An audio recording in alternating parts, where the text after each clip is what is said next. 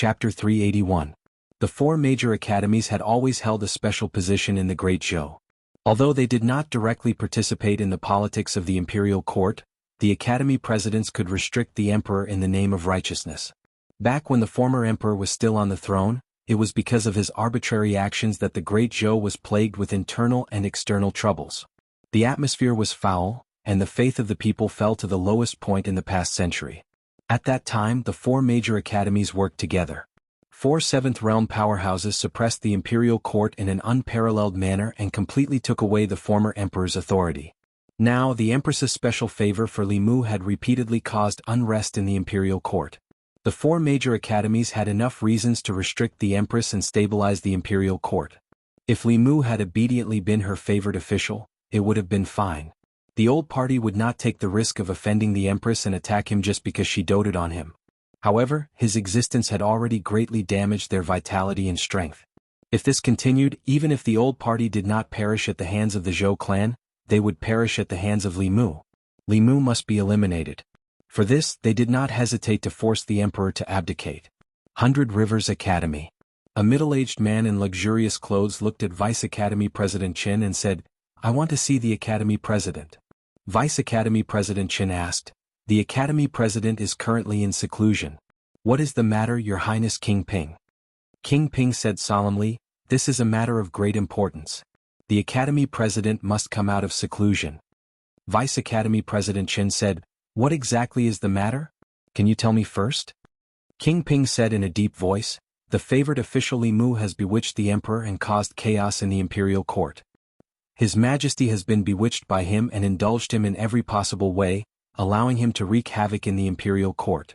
If this continues, the consequences will be unimaginable. I would like to ask the Academy presidents to persuade His Majesty to punish the demonic official Li Mu and return peace to the imperial court." Vice Academy President Chen glanced at him and shook his head. However, what the Academy sees is not so. Li Mu is called Qingtian by the people of Fairy's capital and is extremely loved by the people. Outside, he single-handedly dealt a heavy blow to the 10 demonic sections. Internally, he overturned the case of the favored official who was wrongly killed more than 10 years ago and punished the lawless officials in the imperial court. Because of what he has done, the people's faith in the Great Zhou has reached its peak in 50 years, far surpassing the time of the emperor. It is inevitable that His Majesty's favor. Although he is a favored official, Your Highness. King Ping opened his mouth and said, There is one thing that I hope Your Highness can understand."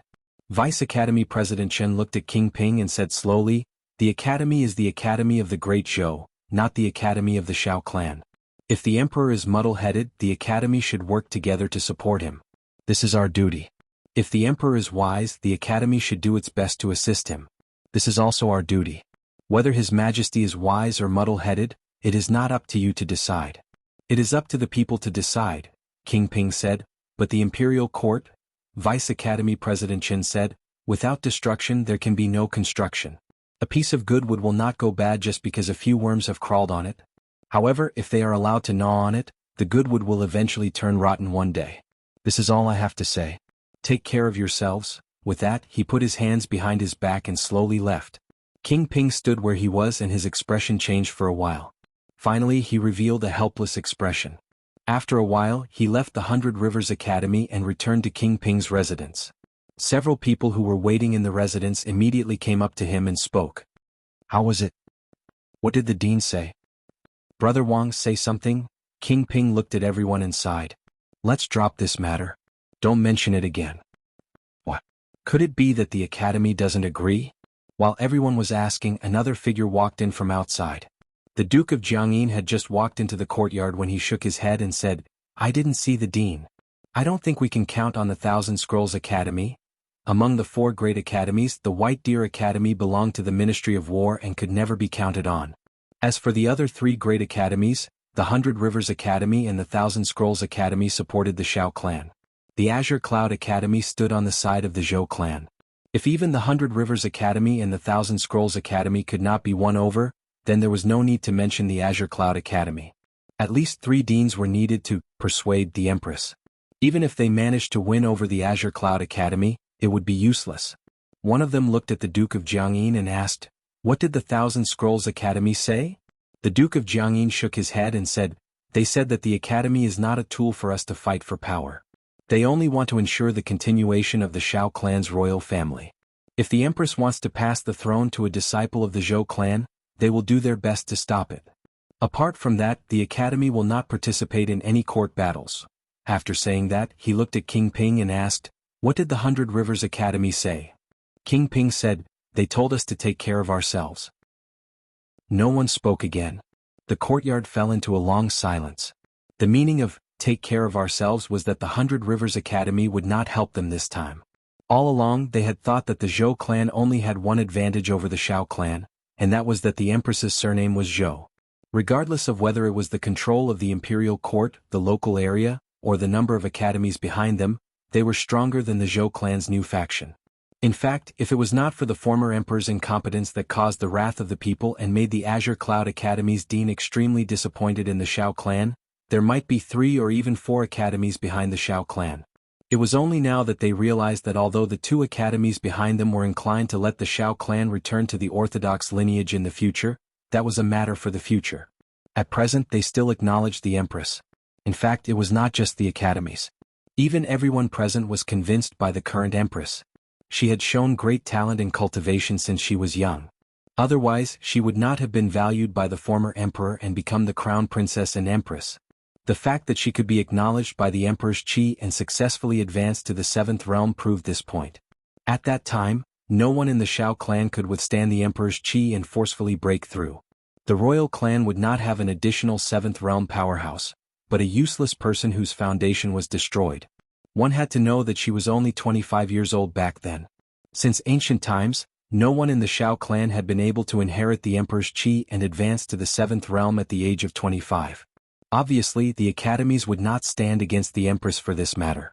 The Duke of Jianghu asked, "What do we do now?" After a long silence, King Ping shook his head and said tiredly, "Let's leave it at that." Although he did not say much, everyone could hear the intention to retreat from his words. The Shao royal clan did not retreat when facing the new faction that was at the peak of their power. Now that they were facing a lone official, they had the intention to retreat.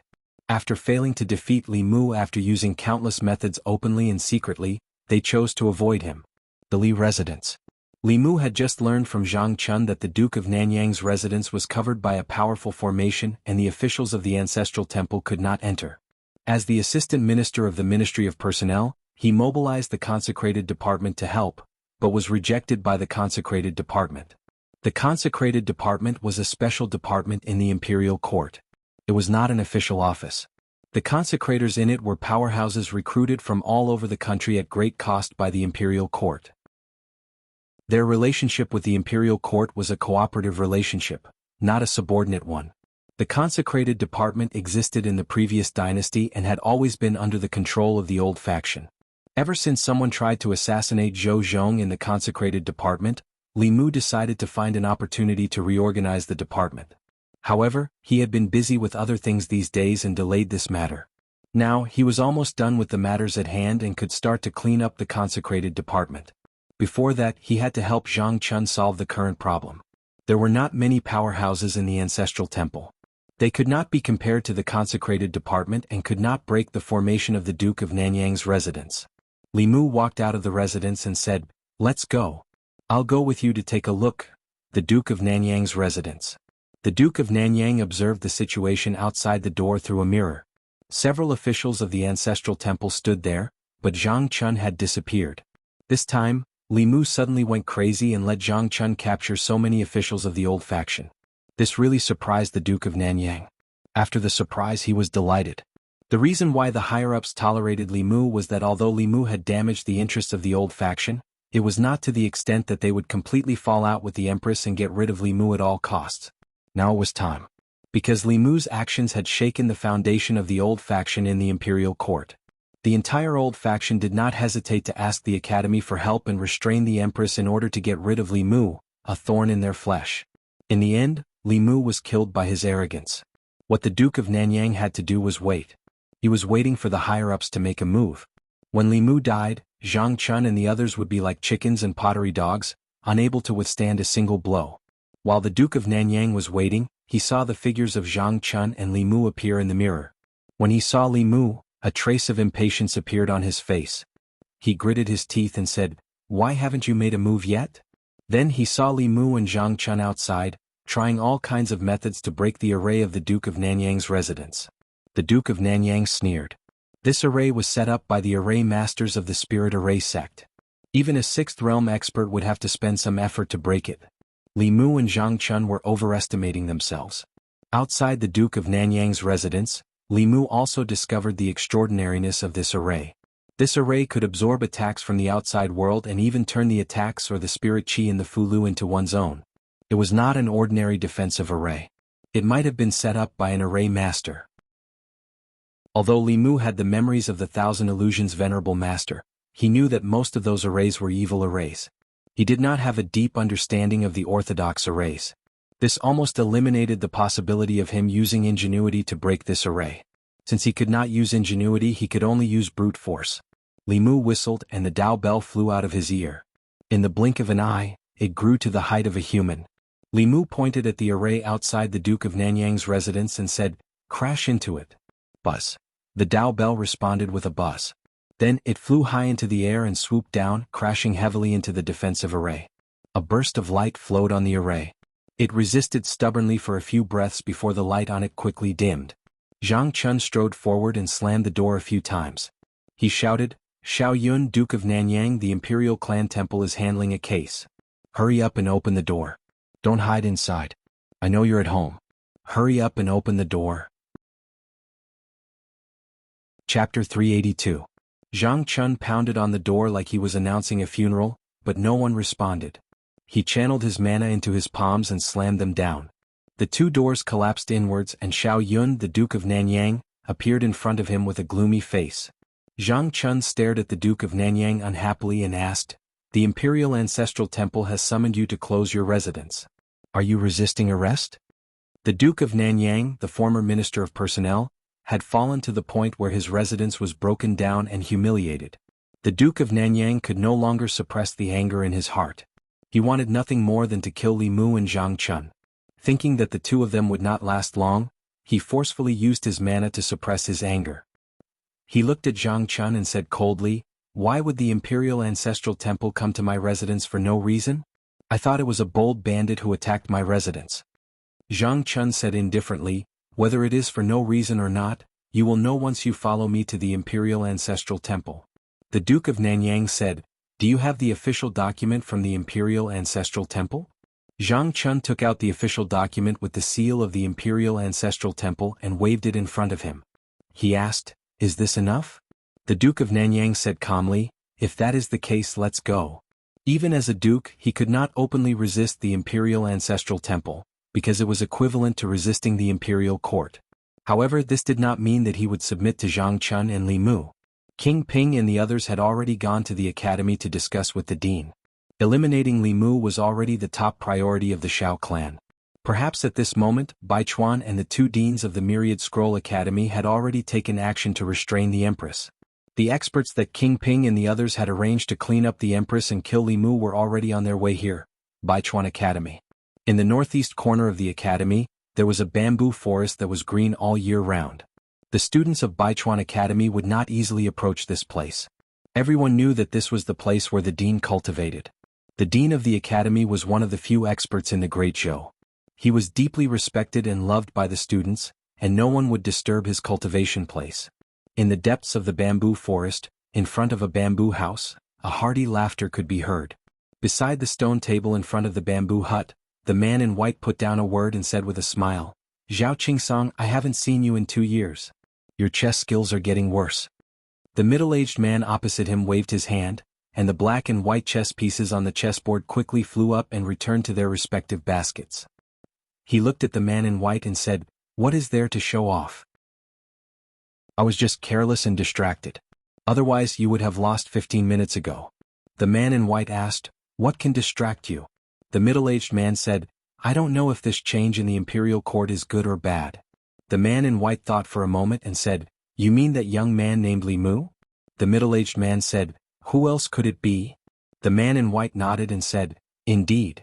At such a young age he has such a natural disposition. He has gathered the faith of the people in Shindu, can communicate with the heavens and earth, and can achieve the Tao with his words. He is also extremely talented in the Fulu Tao, and made the Fulu school bet its future on him. He can be said to be a hero of his generation. What kind of people are the Shao clan that you support? Why do they have to go against him instead of keeping the Zhou clan in check? The middle-aged man looked at him and said, the Zhou clan that you support is not much better than the Shao clan. The man in white crossed his arms and said calmly, I just can't stand Xiao Jing's actions. If Emperor Qing knew that the crown prince he chose was even more muddle-headed than him, and almost caused the great Zhou to be doomed eternally, he might as well smear that essence on the wall. The middle-aged man coughed softly and said, Zheng Xingxue, you are the head of a school after all. You should at least show some respect to the late emperor and Emperor Qing. The man in white waved his hand and said, let's not talk about those disappointing things. Li Mu is favored not only because he is handsome. His method of stabilizing the hearts of the people is really useful. In less than a year, the faith of the people in the various counties has surpassed the peak of the reign of Emperor Qing and the late emperor. If this can continue in the next 10 years, the glory of the reign of Emperor Wen may be reproduced. The middle-aged man seemed to think of something and murmured, could it be that he is also one of the descendants of the extinct 100 schools?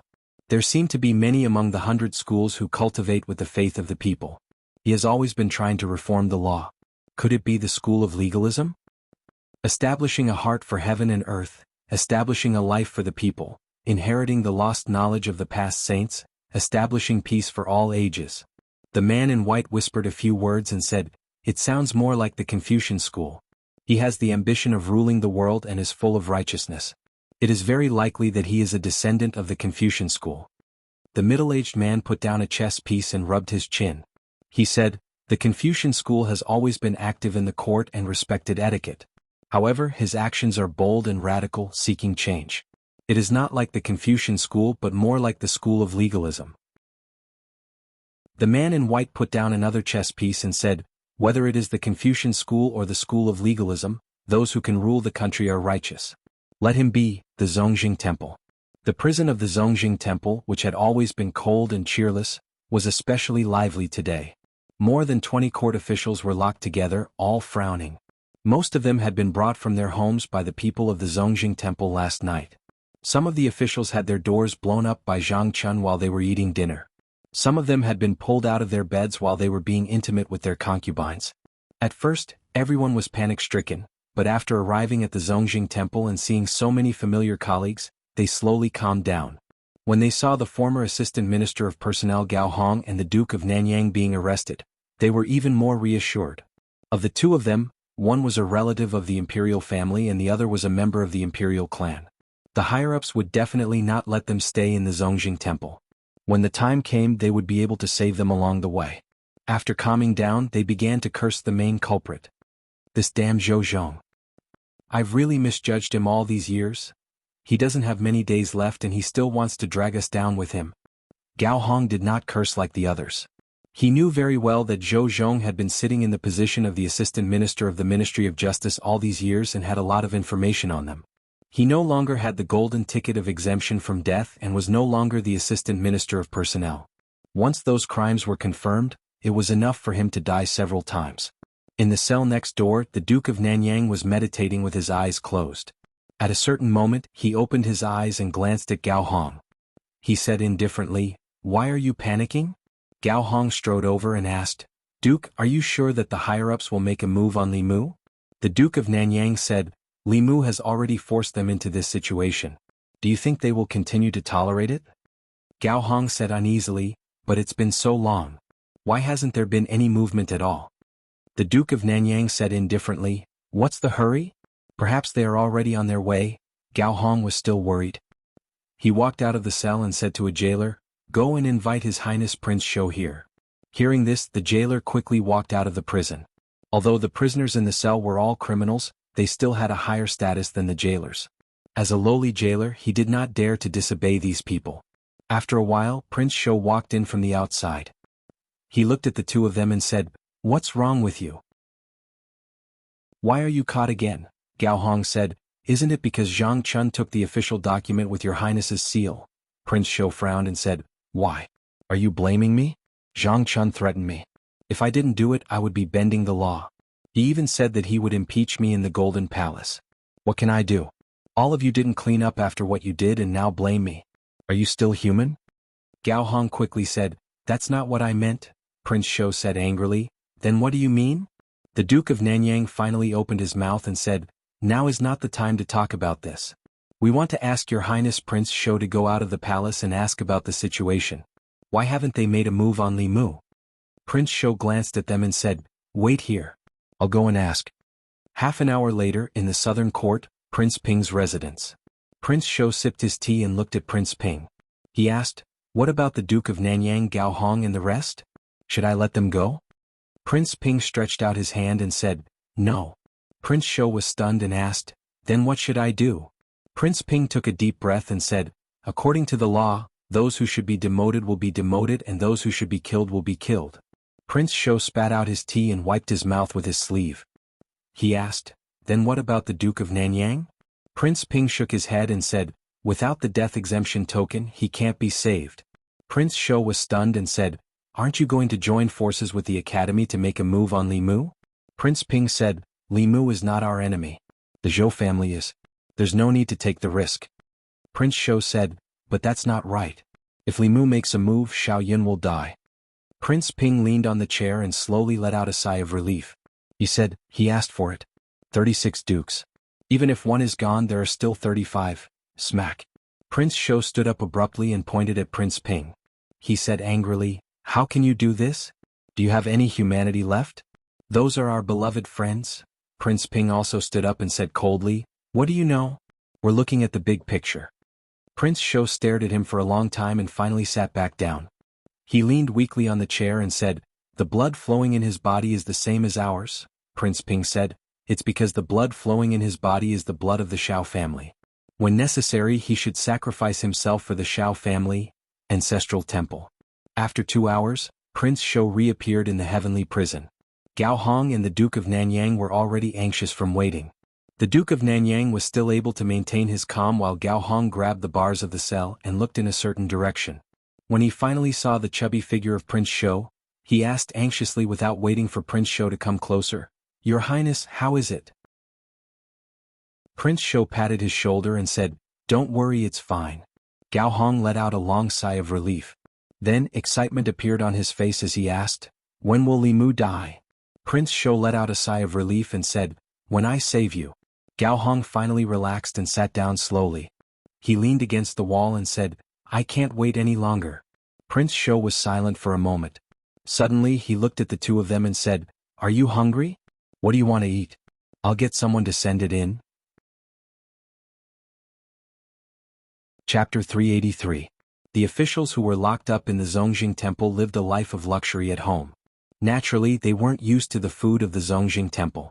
As the head of the Zongjing Temple, Prince Shou took this into consideration and sent them food from the restaurant outside the palace. In the prison, the officials were eating heartily. This pork shoulder is from the Wafting Fragrance Restaurant. It's definitely from the Wafting Fragrance Restaurant. The smell of the wine can't be wrong. The food of the Zongjing Temple is really hard to swallow. The Wafting Fragrance Restaurant is the best. Thank you, Your Highness Prince Shou. Other than having their freedom restricted, the 20 officials didn't suffer much in the Zongjing Temple. Prince Shou arranged a single cell for each of them and changed the bedsheets. In order to protect their privacy, he even had people separate the cells with curtains. 3 meals a day, breakfast, lunch and dinner. 2 hours in advance, the prison guards would send the menus from the various restaurants in the divine capital. Each of them could order 4 dishes, 1 soup and a pot of wine. If they were hungry in the middle of the night, they could even order supper. For this, Prince Shou specially invited the chefs of the Wafting Fragrance Restaurant to the Zongjing Temple to be on standby. Even if these officials had more needs in the middle of the night, the chefs would have to crawl out of bed to satisfy them. In terms of food, the food these officials usually ate at home wasn't as good as the food in the Zongjing Temple. Not only that, Prince Shou even considered their physical needs and used his sedan to secretly bring the girls from the brothels outside the palace into the Zongjing Temple to comfort these officials at night. This made the officials in the prison change their impression of Prince Shou. Other than his stupidity and cowardice, Prince Shou still had his shining points. Despite the risk of being impeached by the censor, he still took care of these criminal officials meticulously. This wasn't something that anyone could do. It was really good to have one of their own in the Zongjing Temple. In the courtyard of the Zongjing Temple, Zhang Chun watched as the prison guard sent the food made by the wafting fragrance restaurant's chefs into the prison. He looked at Prince Shou and said slowly, "Your Highness, isn't this a little too much?" "Too much?" King Shou glanced at him and said, "How is this going overboard? When you took special care of Li Yi's daughter, did I say anything overboard? Why are you like this?" Zhang Chun was stunned. "I just covered her cell with a curtain and changed her bed." King Shou said, "I also covered up their cells and changed their beds." Zhang Chun looked at the busy figures in the kitchen of the Zongjing temple and said, "But you brought the chef of the restaurant into the palace. Isn't that too much?" King Shou said, "Is this too much? This is not too much at all. Let me tell you what is too much. Li Mu used His Majesty's imperial kitchen to cook for other women. This is what is too much." Zhang Chun was stunned and said, "But you can't let them drink. The imperial ancestral temple strictly forbids prisoners from drinking." After that, he waved his hand and said, "Let's not talk about the wine you gave to those guilty officials. You even found women for them. What do you think the Zongjing temple is? A restaurant or a brothel?" King Shou glanced at him and said, "Ordinary prisoners have to eat a full meal before they are executed. Are you in charge of the Zongjing temple or am I?" Zhang Chun said angrily, "You?" Then he seemed to realize something and looked at King Shou in shock. King Shou sighed and shook his head. Zhang Chun silently shut his mouth. After thinking for a while he said, "Even if you want to find women from the brothel, Your Highness' taste is too unique. You don't let them enjoy but let them suffer. I know of a brothel in Luoyang. The women there are very beautiful." King Shou said indignantly, "What's wrong with my taste? They are fat and chubby. Aren't they good?" In the prison, two officials had just finished their sweet and sour fish. As they picked their teeth with the fish bones they complained, "Everything about His Highness King Shou is good, but I really can't agree with him when it comes to women. I can't even bear to touch the women he finds." King Shou walked in and said, "If you're not satisfied, I'll give you a beautiful one tonight." The official smiled and said, "Thank you, Your Highness." King Shou walked to the innermost cell and asked Commandery Prince Nanyang, "Are you used to it?" Commandery Prince Nanyang said, "Not really, but thank you for taking care of me."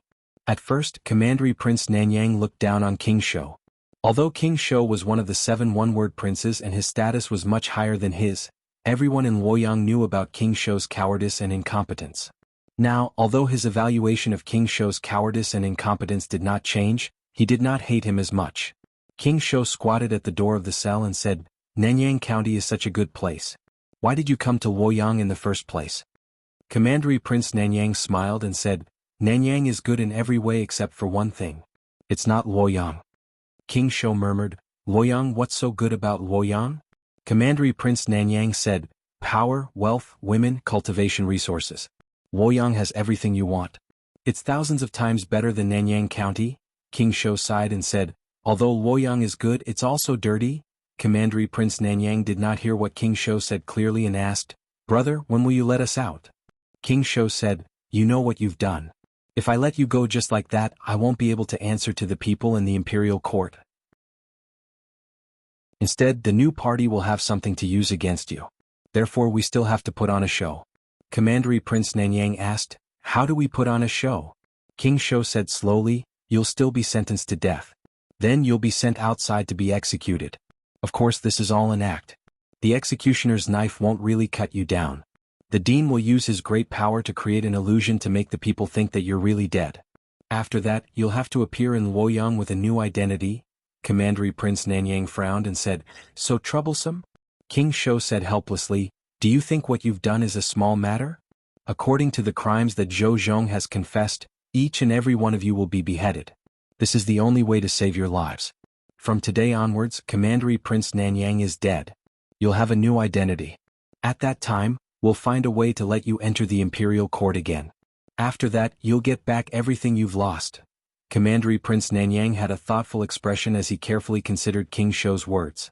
Indeed, since Li Yi's case was overturned, Commandery Prince Xiao Yun was no different from a dead man in the Great Zhou. His official position was revoked and he would never be employed by the imperial court again. Instead of using the useless identity of Commandery Prince Nanyang, he might as well change his appearance and start a new life. If King Shou really let him go so easily, Commandery Prince Nanyang would be suspicious. Li Mu and the Zhou clan were watching. If he let them go, King Shou wouldn't be able to bear the consequences. However, his plan was so meticulous that it wasn't possible for him to be deceived. It was most likely a decision made by the higher-ups. At this moment, King Shou continued, I need all of you to act out this scene. Don't mess it up. Otherwise, all your previous efforts will be wasted and no one will be able to save you. Commander Prince Nanyang no longer had any doubts. He nodded and said, I understand. King Shou patted him on the shoulder and said, remember, even if a knife is placed on your neck, you must remain calm. This is because the executioners this time are all our people. Alright, remember to tell the others. Otherwise, if they mess it up, everyone will be implicated and Li Mu won't be able to get rid of them. Commander Prince Nanyang said, don't worry. If anyone dares to mess it up, I'll take their life. In the court of the Zongjing Temple. Zhang Chun looked at the few guilty officials kneeling before him. He picked up a document and read it aloud, Minister Counselor Ai Tong of the Ministry of Revenue. During his reign, he coveted a huge amount of tax from the national treasury. According to the law of the Great Zhou, he is sentenced to death by beheading. Minister Wu Sheng of Guanglu Temple. According to the law of the Great Zhou, he is sentenced to death by beheading. Wei Chong, Wang Ning and Zhuo Xian. As officials of the Great Zhou, they participated in the trafficking of women and children and acted as a shield for evil forces. They are sentenced to death by beheading. Minister Qin Guang. They are sentenced to death by beheading. When Zhang Chun announced the sentence, there was no fear on the faces of the officials in the court. Some of them even looked at each other and laughed. It wasn't that they weren't afraid of death. It was just that King Shou had already made it clear to them that this was just an act. When the time came, not only would they not die, but they would also usher in a more glorious life with a new identity. The death penalty documents of these officials had already been reviewed multiple times. After Zhang Chun announced the sentence in the court, more than 20 people were escorted to the execution ground. King Shou stood outside the Zongjing Temple and nodded at all the guilty officials who walked out of the temple. After receiving the hint from King Shou, everyone felt more at ease. They rushed to the execution ground without any fear, looking quite resolute. On the execution ground. Screens surrounded the execution ground. The people below the execution ground couldn't see the specific situation on the execution ground. This time, those who were to be executed were all officials of the imperial court. There were even relatives of the emperor. The scene of their execution couldn't be seen by the people. Li Mu held Li Qing's hand and stood in the crowd. The main culprits and accomplices who framed her father back then were almost all here. Li Mu promised her that all the culprits of the case back then would receive the punishment they deserved. Behind the screens, more than 20 people knelt there. There was still no fear on their faces. Some of them even looked back at the executioner with a smile. Even though the executioner was used to big scenes, he still felt goosebumps from the strange gazes of these people who were about to die. Zhang Chun sat at the executioner's seat. He looked up at the sky, grabbed a bunch of sticks and threw them out. He said, "The time is up. Start the execution." The executioner's knife was raised high and quickly brought down. Looking at the heads rolling next to him, one of the officials sighed in his heart. A seventh realm cultivator was indeed a seventh realm cultivator. This kind of realistic illusion almost fooled him, let alone the people. There were also a few people whose expressions changed when they noticed the blood of the people next to them splattering on them. However, the executioner behind them didn't give them time to think. With a slash of the knife, the heads were separated from the bodies and their souls scattered. Before and after the execution ground was completely silent. In the past, before the execution, the prisoners would cry and howl. This was probably the quietest execution that the people of the fairies' capital had ever seen. King Shou stood outside the execution ground and sighed deeply. He muttered, "In your next life, be a good person." Chapter 384. The execution was very strange. Even the people outside the execution ground could tell that something was wrong. They had seen executions in the past. It was normal for the prisoners to cry and scream before they died. There were also many who yelled and cursed. However, this time there were no cries and no cursing. The execution platform surrounded by screens was silent. More than 20 people were calmly going to their deaths. It was so quiet that it was eerie. Soon, the cheers of the people drowned out the silence. Good execution. They are all criminals who wronged Lord Li back then. These people deserve to die. Lord Li can rest in peace now. At the front of the crowd, Li Qing held Li Mu's hand tightly and said, "Let's go." The two of them turned around. The people took the initiative to open a path for them. They walked slowly. The people behind them watched them leave. They clasped their fists and said, I wish Lord Li and Miss Li a long and happy life together. Grow old together. May you have a child." More than 20 guilty officials were beheaded, and the people all clapped their hands in joy. These people were not only accomplices in framing Lord Li Yi, but they themselves were also guilty of many crimes. Their death was a good thing for the country and the people. After the execution, some of the commoners even spat on the execution platform as they left, their faces filled with joy. King Shou sighed and said to a servant beside him, "Don't remove the screens yet. Inform their families to come and collect the bodies." The servant nodded and said, "Yes." King Shou put his hands behind his back and shook his head as he walked away. He said softly, "It's good that they're dead. There's no more trouble after they die." Zhang Chun walked behind him and said, "These people have committed countless crimes. It's too easy for them to die like this." Although these criminals were dead, they still thought that it was a trap. After today they would reappear in the divine capital with a new identity. Although they died in the end, at least they didn't feel fear or pain before they died. King Shou said casually, "In life there are some things that shouldn't be taken too seriously. It's fine if it's not too bad." The news that more than 20 officials from the old party, including Commandery Prince Nanyang and the elder brother of the concubine dowager, had been beheaded at the street corner quickly swept through Luoyang and shocked countless people. Are they really dead? No one saved them? The Shao clan hasn't done anything. Are they just going to be abandoned like that? What are they afraid of, and what are they afraid of? You still don't understand. They're obviously afraid of Li Mu. At the Zhou family's banquet, Zhou Chuan's face was pale. Qin Jian was dead, Gao Hong was dead, and the Duke of Nanyang Xiaoyan was dead. Of the 7 main culprits back then, only he, the Duke of Zhongyong, and the Duke of Peace and Peace were left. Li Mu didn't even spare the accomplices, so how could he spare the main culprits? In particular, the death of the Duke of Nanyang had made him even more terrified. Even the Shao royal family could not escape Li Mu's punishment, let alone him. Zhou Qin lowered his head to eat, but his forehead was full of cold sweat. He knew what his father was worried about. The Duke of Nanyang and those people were dead. Perhaps his father would be his next target. More than half a year ago, Li Mu was still a small official in a remote county. Unexpectedly, in just half a year, he had grown into an existence that even the old party did not dare to provoke. The Shao royal family was not as fearful of the Zhou family as they were of Li Mu. Just before he came to Luoyang, Zhou Qin had tried to send an assassin to finish him off, but it had ended in failure. If Li Mu knew that he was the one who sent that assassin, wouldn't he be reduced to the same fate as those people this morning? In the Zhou family, while Zhou Chuan and his son were in shock, Li Mu was also hesitating in the Li residence. Until today, most of the people involved in the case back then had received the punishment they deserved. No accomplices had escaped, and there were still 4 main culprits in Luoyang. These 4 people were the Marquis of Zhongyong, the Earl of Ping, and the Marquis of Yongding, and Zhou Chuan of the Zhou family. The first 3 bigwigs of Luoyang were involved in Zhou Zhong's scheme. They had no enmity with Li Yi. Zhou Zhong knew that he could not change the overall situation, so he deliberately lured them into the trap in order to get the 3 death exemption tokens in their hands. Before Zhou Zhong lured them in, Li Yi's fate was already sealed. These 3 people were just Zhou Zhong's pawns. Although they had bad records, there was no need to kill them. As for Zhou Chuan, although Li Mu wanted him to pay the price, there were 2 problems in front of him. First, the booklet that Zhou Zhong gave him contained evidence of the crimes of the old party officials. There was nothing about Zhou Chuan, so Li Mu could not overthrow him through the law. Second, Zhou Chuan was the Empress's uncle. Li Mu had already killed one of her younger brothers. He did not know how the Empress would feel if he killed another of her uncles. Even though she had left the Zhou family, the blood that flowed in her body was the same as the blood of the Zhou family. The Empress cared about him so much, so Li Mu could not ignore her feelings at all. He pondered for a long time and walked into the courtyard. He said to Lu Hanyan and Li Qing, "I'm going to the palace. You don't have to wait for me to eat today."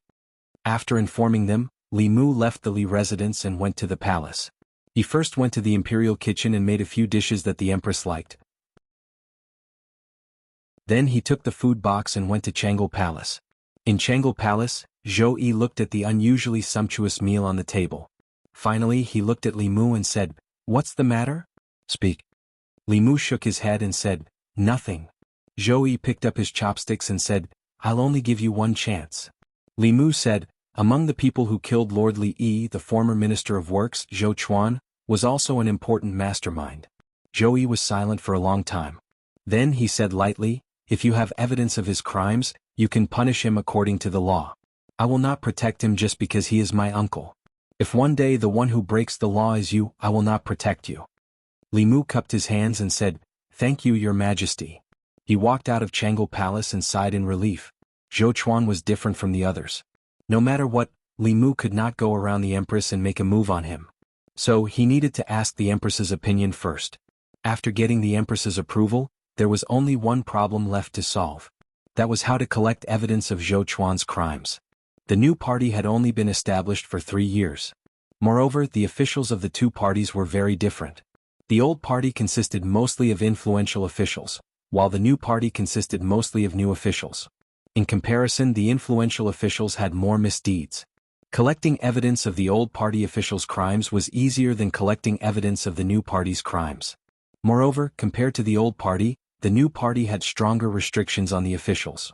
This was also one of the reasons why Zhou Zhong had not been able to collect evidence of Zhou Chuan's crimes for so many years. Li Mu did not think that Zhou Zhong would be able to do something that Zhou Zhong had not been able to do for so many years. He walked out of the palace gates and stood outside for 15 minutes. Then he walked toward the northern courtyard. This time he did not go home. Instead, he stopped in front of another tall gate. Li Mu walked up and knocked on the door knocker. Soon the gate opened a crack. A servant poked his head out and asked, "May I ask who your excellency is and why you have come to Zhou Mansion?" Li Mu looked at Zhou Mansion's gatekeeper and said indifferently, "Please go in and inform them that Censor Li Mu of the Secretariat has come to visit."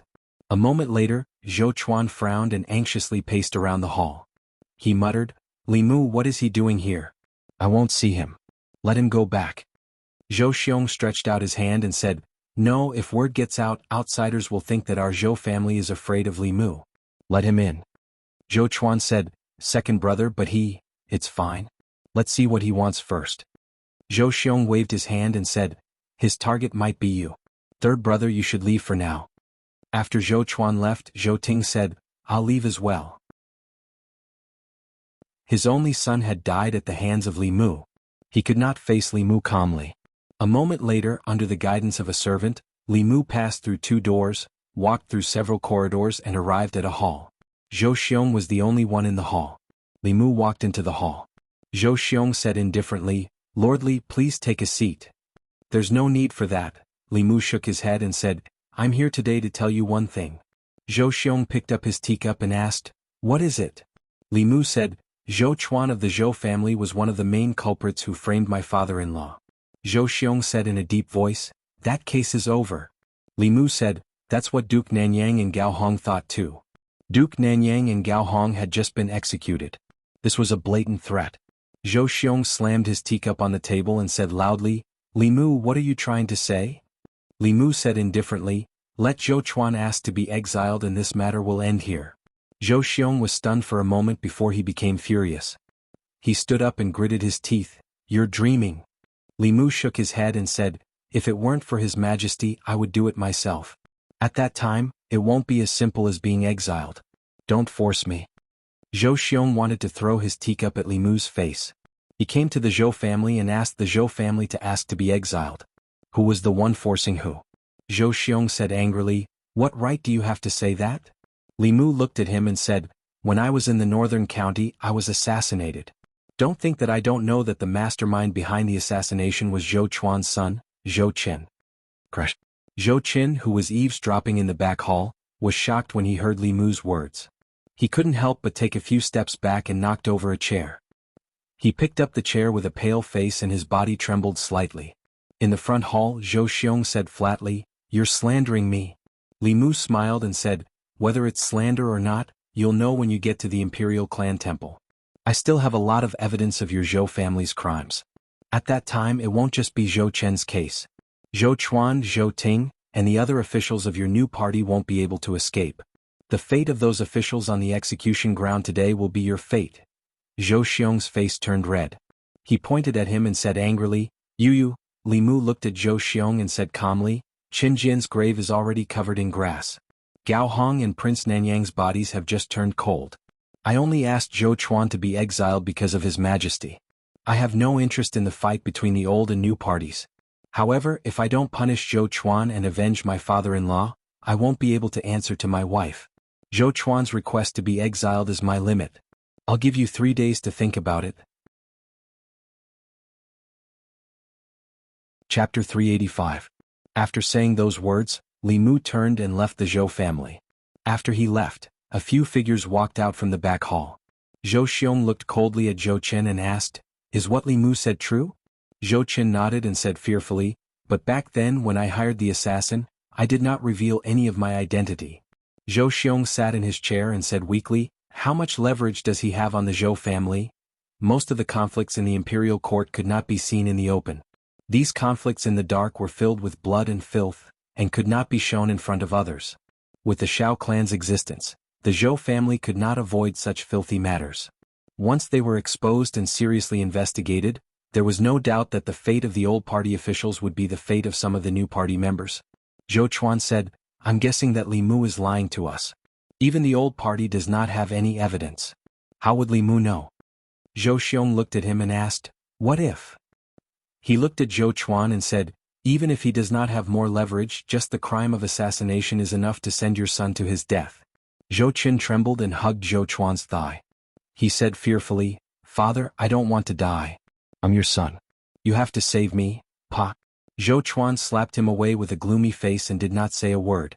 Li Mu's request for Zhou Chen and the other members of the new party to be spared was that Zhou Chuan himself had to request to be banished to the army. The place of banishment was either the demon nation or the ghost realm. Any sinner who went to such a place would have a slim chance of surviving. Some would even die 10 times out of 10. This unfilial son wanted him dead. At that moment, Zhou Chuan regretted giving birth to this son for the first time. At that moment, a figure slowly walked in from outside. Zhou Xiong stood up and said, "Big brother?" Zhou Jing said, "I know." Zhou Xiong thought for a moment and asked, "Big brother, can you divine if Li Mu is bluffing? Does he really have leverage on us?" Zhou Jing shook his head and said, "He has a magic treasure that can shield him from the heavenly secrets. I can't calculate anything related to him. Even if I didn't have that item, I might not be able to calculate these things." Zhou Xiong sat back down and asked worriedly, "What should we do now?" If Li Mu had come to the Zhou family to spout nonsense without any basis, there was a 90% chance that he was bluffing. However, he had directly pointed out the secret things that Zhou Chen had done, which made Zhou Xiong feel uncertain. If what Li Mu said was true, then they would have to give up on Zhou Chuan and be banished to the army. If they don't do as Li Mu said, Zhou Chen will die. Not only that, there is a certain possibility that the other officials of the new party will also be implicated. If Li Mu really has something on them, within the scope of the law, Li Mu could do whatever he wanted. This was something that everyone in Luoyang was aware of. How arrogant was the Shao royal family. They were even capable of doing things like forcing the emperor to abdicate the throne. However, in the end they still had to watch the heads of over 20 officials from the old faction fall to the ground. Even the Duke of Nanyang could not be saved. Once Li Mu made public the evidence in his hands, the new party would probably follow in the footsteps of the old party. If Zhou Chuan did not leave, Zhou Chen would definitely die. Perhaps even more people would die. If Zhou Chuan asked to be banished, only 3 of the 4 brothers of the Zhou family would be left. This was a dilemma that only the head of the family, Zhou Jing, had the right to make. In the hall, everyone's gaze was on Zhou Jing. Zhou Chuan could not help but say, "Even if Li Mu really has something on us, can we trust what he says? What if he goes back on his words?" Zhou Jing looked at him and said, "No matter what decision you make, the Zhou family will agree." Zhou Chuan's voice gradually became softer as a bitter smile appeared on his face. If his eldest brother was not threatened by Li Mu, he would have clearly told him that the Zhou family would not be threatened and would not agree to Li Mu's request. Other than that, any decision he made would actually lead to another choice. Sacrificing him in exchange for the stability of the Zhou family and the new party. It turned out that he had been abandoned like the commandery prince of Nanyang. Zhou Chuan took a deep breath and said, "Let's do as Li Mu says. For the Zhou family, for the new party, and for our great cause." Zhou Jing was silent for a moment before he said, "The family will prepare some things for you so that you can protect yourself. When the time is right, you can return to Luoyang." Zhou Chuan cupped his fists and said in a deep voice, "Thank you, eldest brother." The third of the 4 brothers of the Zhou family, the former Minister of Works, Zhou Chuan, felt guilty for framing Li Yi. Although he had been pardoned by the death exemption medallion, he still asked to be sent to prison and left Luoyang. This became another eye-catching event after the execution of the commandery prince of Nanyang and the others. Back when they framed Li Yi, they were all sentenced to death. Later they were all pardoned by the death exemption medallion. The common people thought that this would be the end. They did not expect that it was only the beginning. After the commandery prince of Nanyang, Xiao Yun, and old concubine Gao's elder brother, Gao Hong, were pardoned by the death exemption medallion, they were sent to the execution ground for other crimes. In the end they could not escape death.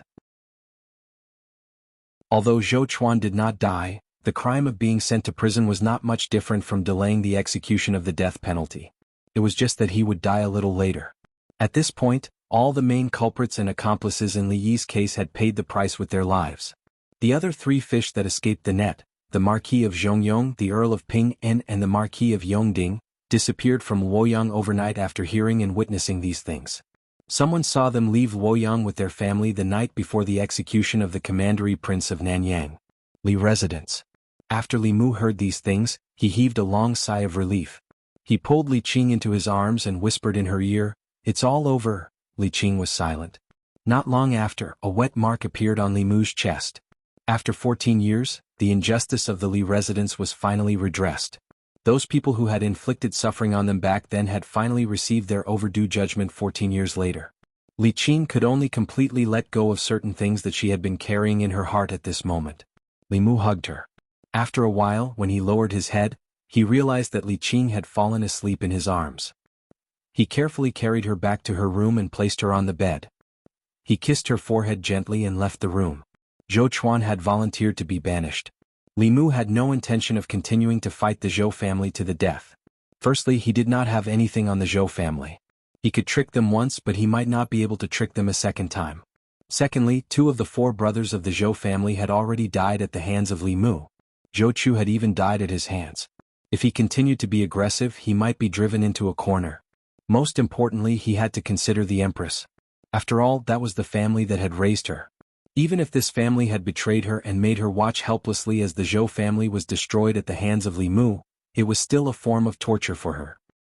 He had used less than a year to go from a nameless minor official to a person that both the new and old parties feared. In less than a year, too many changes had happened in Luoyang.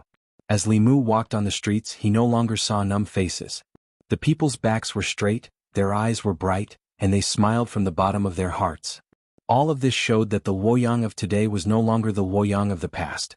An old woman with a walking stick was walking on the street. She accidentally fell. A young man and a young woman passed by, quickly helped her up and helped her to the side of the road to rest. The old woman rested for a while, then leaned on her walking stick and slowly walked on the street. When she reached the corner of the street, she saw a beggar in ragged clothes. She thought for a moment, then took out a few copper coins from her sleeve and threw them into the beggar's bowl. The beggar kowtowed in gratitude. He took 2 copper coins and bought a bun from a bun shop by the street. He saw the shop assistant from the shop next door struggling to carry a box onto the carriage. He held the bun in his mouth and went forward to help carry the box onto the carriage. The shop assistant took a deep breath. Just as he was about to thank the beggar, he realized that there was no one behind the box. At this moment, a man in green walked over and asked, "Brother, may I ask where Restaurant Rui is?" The shop assistant smiled and said, "I happen to have something to do near Restaurant Rui. Follow me." The man thanked him and followed the shop assistant to Restaurant Rui. He happened to see a young man and a young woman's kite hanging on a tree. The 2 of them stood under the tree and waited. The man leaped up and easily plucked the kite. He smiled and handed it to the young man and the young woman.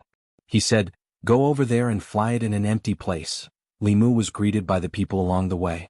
He could clearly feel the changes in Luoyang half a year ago. Li Mu was not the only one who could feel the changes. The people of Luoyang could feel it too. In the past there was no good or evil in Luoyang. There was no right or wrong. It was chaotic and dark. Until half a year ago, a ray of light shone through the darkness. From then on, good and evil were separated in Luoyang. The officials and nobles who broke the law were punished the same as the common people. Be it the hedonistic sons of rich parents, the students of the academy, the important officials in the court, the nobles of Luoyang, or even the descendants of the royal family, they could no longer trample on the law and oppress the common people. This ray of light allowed the common people to walk out from the darkness and into the sunlight. Looking at the figure walking slowly on the street, countless people had reverence in their eyes. That was the light in all of their hearts. Chapter 386. Walking on the streets of Chengdu, Li Mu found that he seemed to be more and more fond of the human world. Especially after witnessing the changes in the people in the past half a year, the achievements and joy he got from it were far from what he got from cultivation. In this state of mind, his heart was empty. Even without the clear heart technique, he could still maintain absolute peace in his heart. Somehow, he even had a kind of enlightenment. Establishing a heart for the heavens and earth, establishing a life for the people. As long as he could practice these two words with himself, one day he could rely on the hundreds of millions of people in the Great Zhou to advance to the upper realm. Now, he didn't have to do anything deliberately and could continue to absorb psychic power from the people. He was like a walking temple. He walked slowly on the street. What he saw and what he heard was the ecology of Chengdu. Only a duck-like voice was mixed in it, which seemed a little out of place. Fortune-telling, fortune-telling, fortune-telling, infertility treatment, ensuring the birth of a fat baby.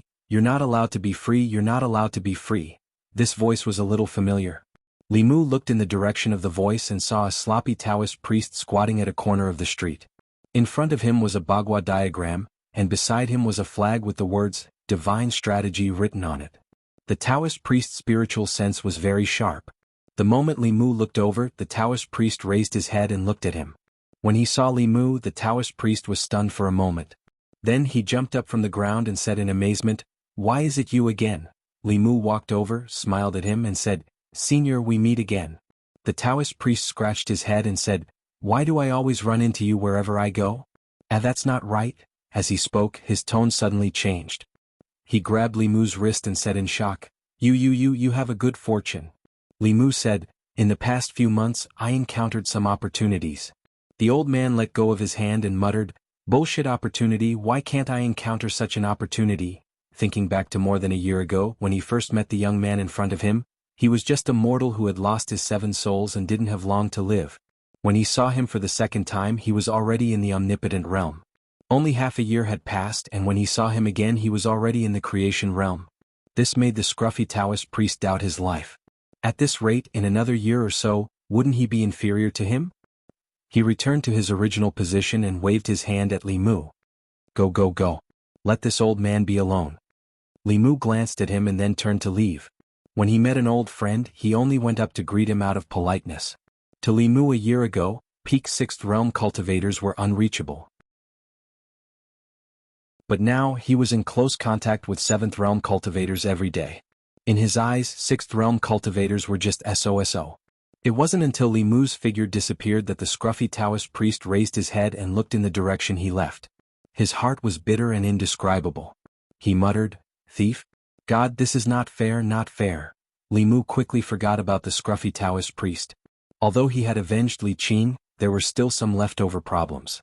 As the Great Zhou FBI, some of the priests in the Department of Worship enjoyed the cultivation resources provided by the Imperial Court, but they didn't do anything for the Imperial Court and didn't listen to the orders of the Ministry of Personnel. They even became the private soldiers of the old party, disobeying imperial orders and doing whatever they wanted. Li Mu had thought of cleaning up the Department of Worship a long time ago. The Department of Worship was nominally under the command of the Ministry of Personnel, but it wasn't an office under the Ministry of Personnel. Before the Empress ascended the throne, the Department of Worship was directly responsible to the Empress. After the Empress ascended the throne, because she couldn't subdue the Department of Worship controlled by the old party, she established the internal guards. The bamboo guards of the plum, orchid, bamboo and chrysanthemum guards were used to replace the Department of Worship. Of course, whether it was strength or resources, the internal guards were far inferior to the Department of Worship. The Department of Worship was supported by the Great Zhou's national treasury. Every year, large amounts of spiritual jade, fulu, talismans, and other cultivation resources were allocated from the national treasury. The internal guards were subsidized by the Empress herself. The highest cultivation of the internal guards was only 5th realm.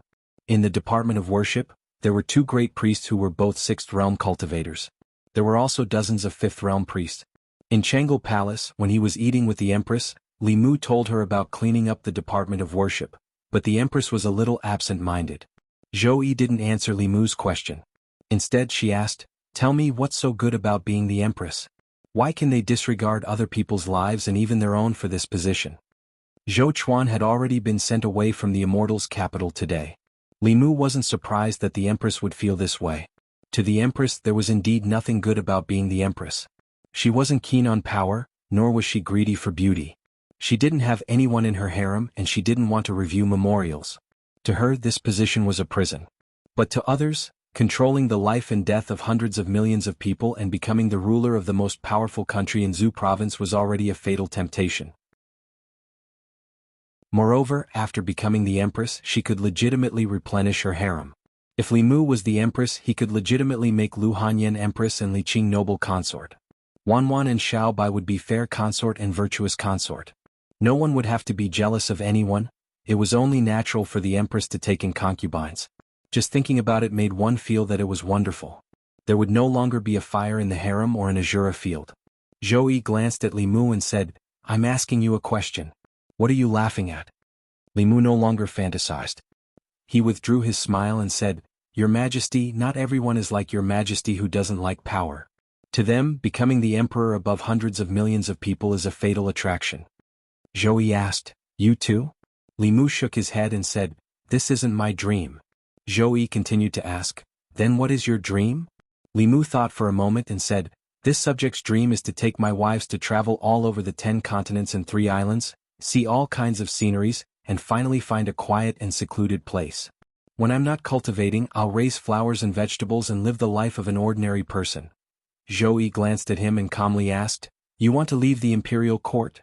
Li Mu heard the fluctuation in her tone. To prevent her from thinking that he wanted to run away he added, "Of course not now." Zhou Yi asked, "Then when?"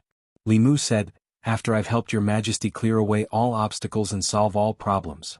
Zhou Yi said indifferently, "I feel that the Yao Kingdom, the Ghost Realm, and the Demon Sect are the biggest obstacles and troubles in my heart. I won't keep you for long. Once the Demon Sect is destroyed, the Ghost Realm is subdued, and the Yao Kingdom is pacified, I will let you go." Li Mu was dumbfounded. The Yao Kingdom, the Ghost Realm, and the Demon Sect. Which of these 3 powers hadn't existed for as long as the Great Zhou? Even if the Great Zhou perished, they might not necessarily perish. To put it bluntly, she wanted him to work for her for the rest of his life. Even when the Jade Emperor made things difficult for Sun Wukong, he didn't go so far. It was better to wait for the chickens to finish their rice, the dogs to finish their noodles, and the fire to burn out the logs. This way Li Mu would at least have something to look forward to. At this moment he had already decided to stick to his original plan. After helping her condense the next strand of Emperor Qi, he would take Lu Hanyan and the others and run away.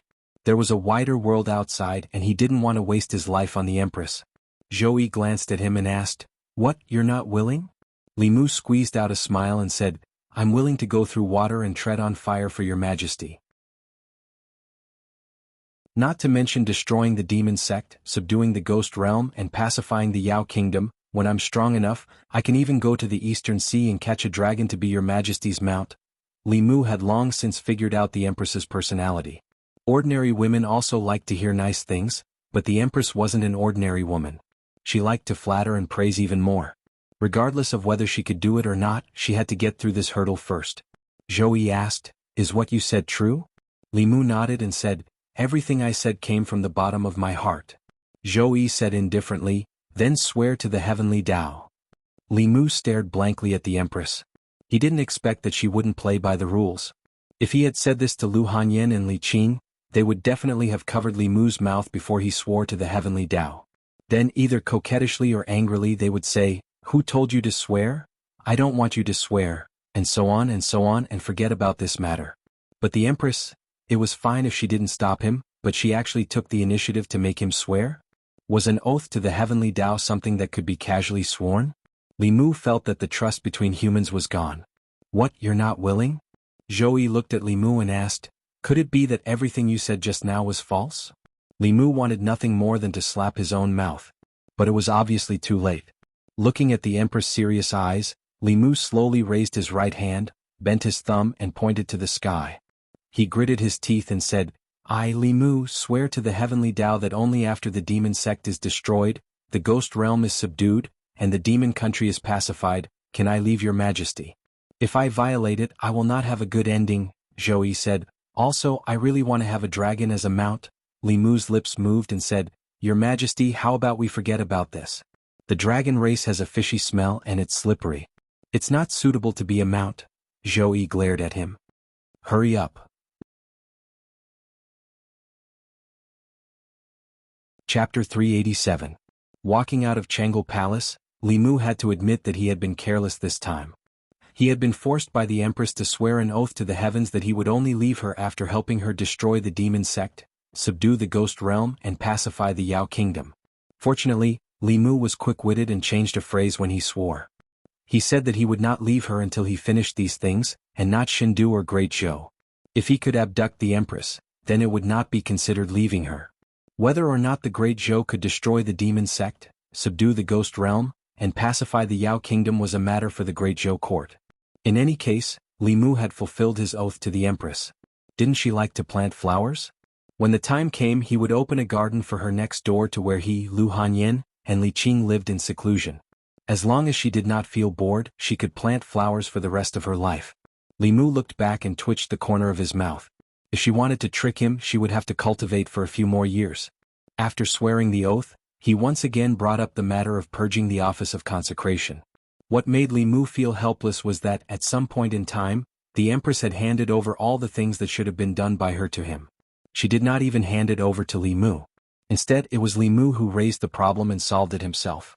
Now she wanted Li Mu to be her slave for the rest of his life. If she had not given him so much and treated him so well, Li Mu might have gone back to inherit the Fulu school long ago. What really made Li Mu feel that he owed her was that the Empress had always stood by his side when facing the Zhou family and himself. She had also given him the greatest trust and the greatest freedom to reverse the verdict and take revenge for Li Qing's father. If he ran away like this, it would be too heartless. For a woman to treat him like this, even if Li Mu could not repay her with his body, he could not be so heartless. Consecrated office. Lord Mei of the Inner Guards had just arrived. He left behind an imperial edict and then floated away. The contents of the imperial edict made countless consecrators angry and dissatisfied. From today onwards, the consecration department would be under the management of the Bamboo Guards. Although they did not need to be merged into the Bamboo Guards, the Bamboo Guards Vice Commander Li Mu would be in charge of the consecration department. The Department of Offerings had always been a special existence in the imperial court. They were not from the academy, nor were they officials of the imperial court. Their relationship with the Great Zhou court was more like cooperation than subordination. The imperial court provided the consecrators with cultivation resources, while the consecrators worked for the imperial court. Both sides took what they needed. The Department of Consecration had always been an independent department, never under the jurisdiction of an official of the court. Even the Ministry of Official Personnel Affairs could only request for a consecrator and not order them to do so. This imperial edict shook the position of the consecrated division. For cultivators, a country was already a vague concept to them. What cultivators pursued their entire lives was supreme strength and the ethereal heavenly path. Most cultivators despised becoming a lackey of the imperial court, or rather, a lackey. However, the path of cultivation was not something that could be achieved by one person alone. Cultivation required resources, and cultivation resources were not easy to obtain for most cultivators without any background. In order to obtain cultivation resources like spiritual jades more easily, some cultivators with some strength would put down their pride and choose to become a consecrator of the imperial court. But this did not mean that they were willing to be under the jurisdiction of the imperial court. After becoming a consecrator, these people were still more unruly than the officials of the imperial court. They would submit to the strong but would not submit to official rank. What is the Empress thinking? She actually let a brat control us? Although his talent is not bad, his cultivation has only just reached the 5th realm. What right does he have to command us? He killed more than 20 people from the old faction and forced Li Mu to ask for exile. Has Li Mu's hand finally reached the Department of Offerings? I don't know if you can tolerate it, but I can't. We must express our stance in protest. Everyone, don't come to the Department of Offerings tomorrow. Doesn't he want to be the master of the Department of Offerings? Just let him be the master of the Department of Offerings. Most of the consecrators in the Department of Offerings were opposed to this matter. If the Empress let a 6th realm cultivator take charge of the Department of Offerings, it would be fine. But Li Mu was only at the 5th realm and had just reached the 5th realm. Any random consecrator here was stronger than him. To make them listen to the orders of a weakling was something that was very difficult to accept. Of course, among them, there was also a large portion who had long been bribed by the benefits of the old faction and harbored enmity towards Li Mu. Under this enmity, there were very quickly people who began to incite the other consecrators to take Li Mu down a notch. A group of people noisily left the Department of Offerings. Two elders with similar appearances stood in the courtyard with their hands behind their backs. The elder on the left said, "What do you think?" The elder on the right thought for a moment and said, "Killing him a little is good for his spirit. We have to let him know that the Department of Offerings is not a place where he can behave atrociously." The Empress temporarily placed the Department of Offerings under the Bamboo Guards. As the deputy commander of the Bamboo Guards, Li Mu naturally became the direct superior of the Department of Offerings. A few days ago, he had done a detailed search for information on the Department of Offerings. Currently, there were two 6th Realm cultivators in the Department of Offerings. Both of them had just reached the 6th Realm several years ago, and they were a pair of twin brothers. For the Imperial Court, 5th Realm consecrators were easy to recruit, but 6th Realm high consecrators were very difficult to recruit. When once cultivation reached this level, they could already be considered one of the few powerful cultivators in the world. Whether it was out of dignity or the pursuit of a higher realm, they would not be willing to be the Imperial Court's lackeys. This also led to the Imperial Court having to pay a huge price every time they recruited a 6th Realm cultivator. Not only did the Imperial Court have to provide them with large amounts of spiritual jades every year, but they also had to satisfy their various requests. After Li Mu saw the benefits of the two high consecrators, even he wanted to become a high consecrator himself. Li Mu could do what they could do and Li Mu could do what they could not. He could guarantee that it would be worth more than the cost. If the Imperial Court gave him the resources given to these two people, Li Mu could guarantee that he would be able to create even greater value for the Imperial Court than them. Most importantly, these two people did not make much of a contribution every year. Li Mu even killed several dozen elders of the demon sect. The contributions of these two high consecrators to the Imperial Court were greater than the contributions of the entire Department of Offerings. However, other than the Empress's love, he did not receive anything else. This made Li Mu feel very unbalanced. He walked into the Department of Offerings and found it abnormally quiet. There were about 100 or so consecrators in the Imperial Court. Not everyone was at the Department of Offerings every day, but no matter the time, there should be at least 10 people on duty here. However, Li Mu went through all the duty rooms and did not see a single person. He found an old man cleaning in the backyard. After asking, he found out that there were usually at least 20 consecrators in the Department of Offerings, but today there was not a single one. It was obvious that they were targeting him. The entire Department of Offerings was more united than Li Mu had imagined. There was no one in the Department of Offerings, so there was no point for Li Mu to stay here. He said to the old man cleaning, "Tell them that in 3 days, all the consecrators in the divine capital must report to the Department of Offerings. Those who do not make it in 3 days will be expelled from the Department of Offerings." Before leaving the Department of Offerings, Li Mu took a list of consecrators with him. On the list, it was clearly written which consecrators were out on missions and which ones did not have missions to stay in the divine capital.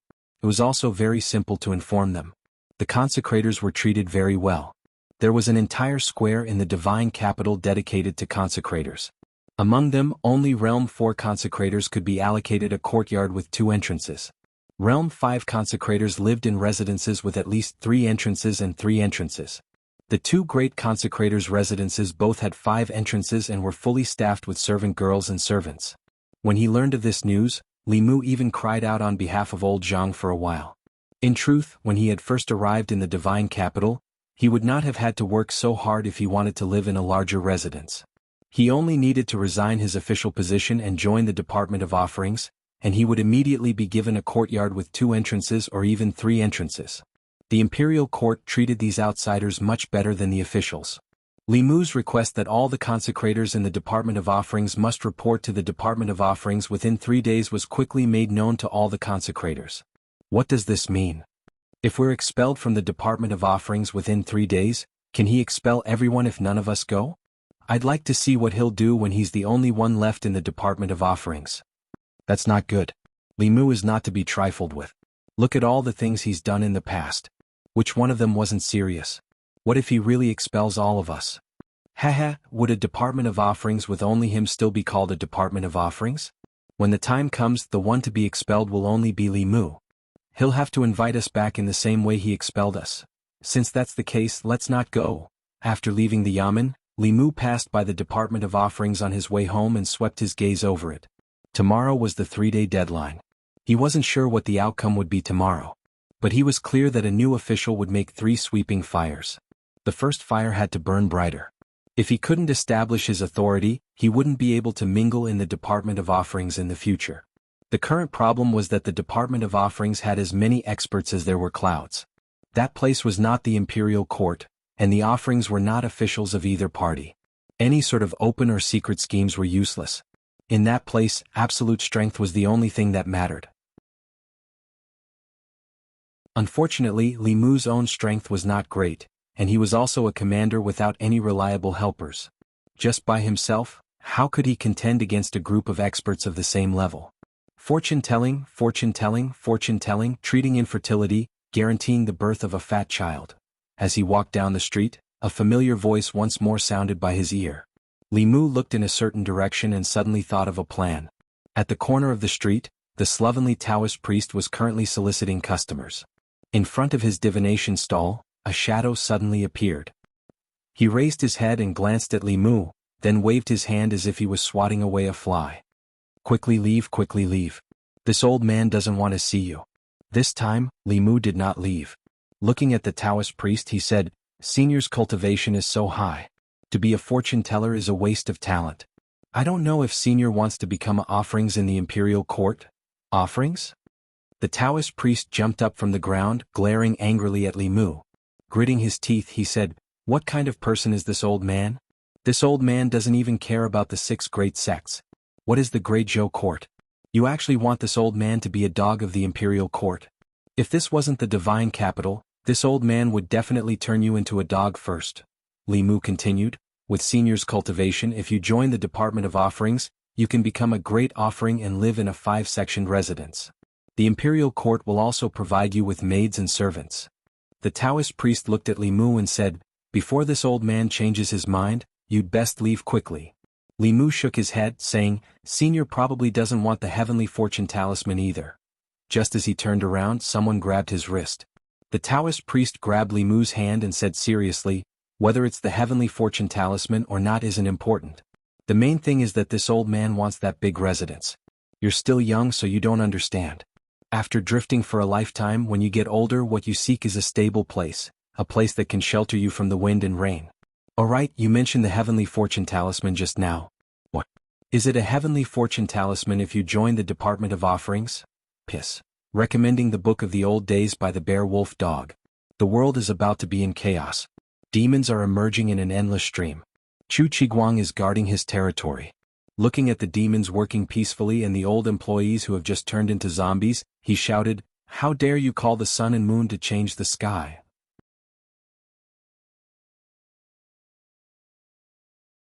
Chapter 388. From the sloppy Taoist priest's reaction, Li Mu knew that he had made the right bet. All 6th-level cultivators would eventually face a problem: their lifespan. Without reaching the upper 3 realms, their lifespan would not be able to break through the limits of mortals. 260 years, or 120 years, was their life and death moment. If they were mortals, then it would be fine. Although 260 years was a long enough lifespan, mortals could not escape from old age, sickness, and death. Most people could not even live past 160 years, so naturally they would not encounter a situation where their lifespan ran out. But cultivators were different. As long as a 6th-level cultivator did not seek death like the Thousand Illusions Venerable Master or the Nether Saint, they would not die so easily. The only thing that could kill them was time. A heavenly secret talisman could buy them 10 years of lifespan. In these 10 years, as long as they broke through to the 7th level, they would immediately gain another 60 years of lifespan. Thus, there was no need to be envious of these 6th-level cultivators, especially those at the peak of the 6th level. Although they were incomparably prominent in front of others, they might not have many years left in their lifespan. Although their cultivation was not as high as theirs, from now on, they could live longer than them.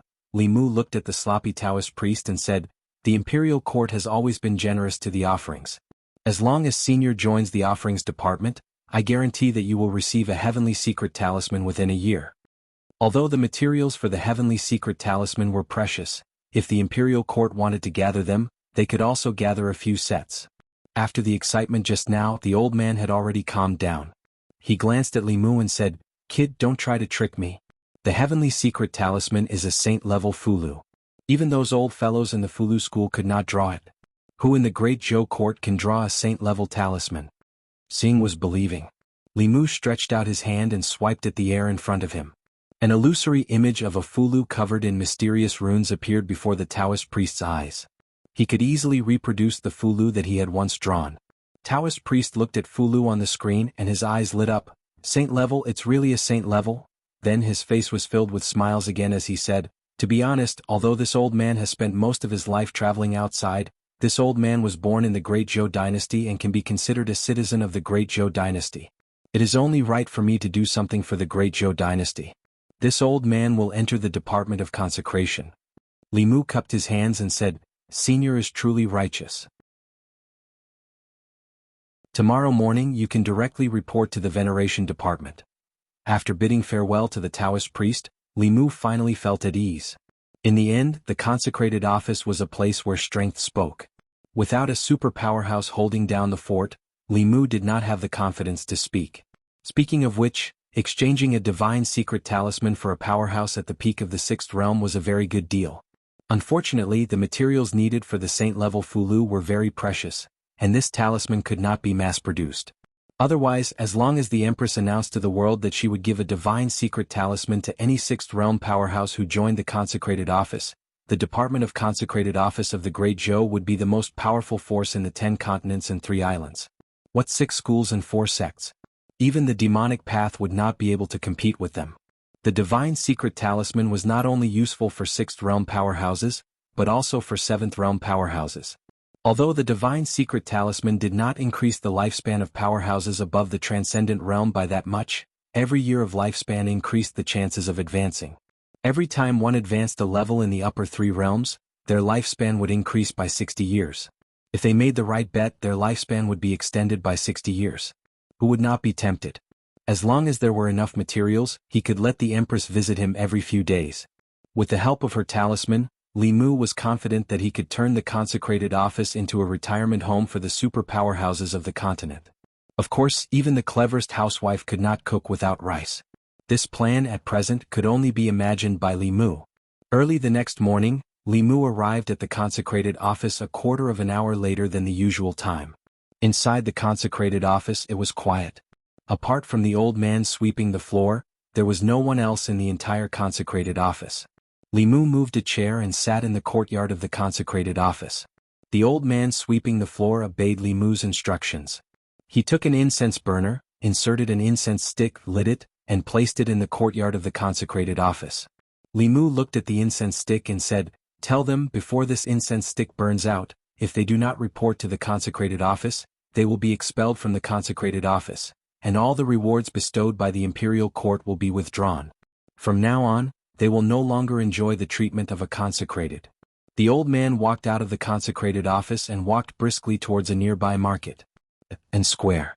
There were hundreds of markets in the Immortal's capital, each with its own function. The N Square was a residential market, located in the core area of the Immortal's capital. Although it was a residential market, the people who lived in the market were not commoners, officials, or nobles. They were consecrated members recruited by the imperial court. The consecrated members were the same as the officials of the imperial court. They ate the salary of the imperial court, and their treatment was even better than the officials. Every person had a house bestowed by the imperial court, and all the maids and servants in the house were available. In a certain house in the N Square, 10 or so consecrated members were gathered together. Expelling them from the consecrated office in less than the time of an incense stick.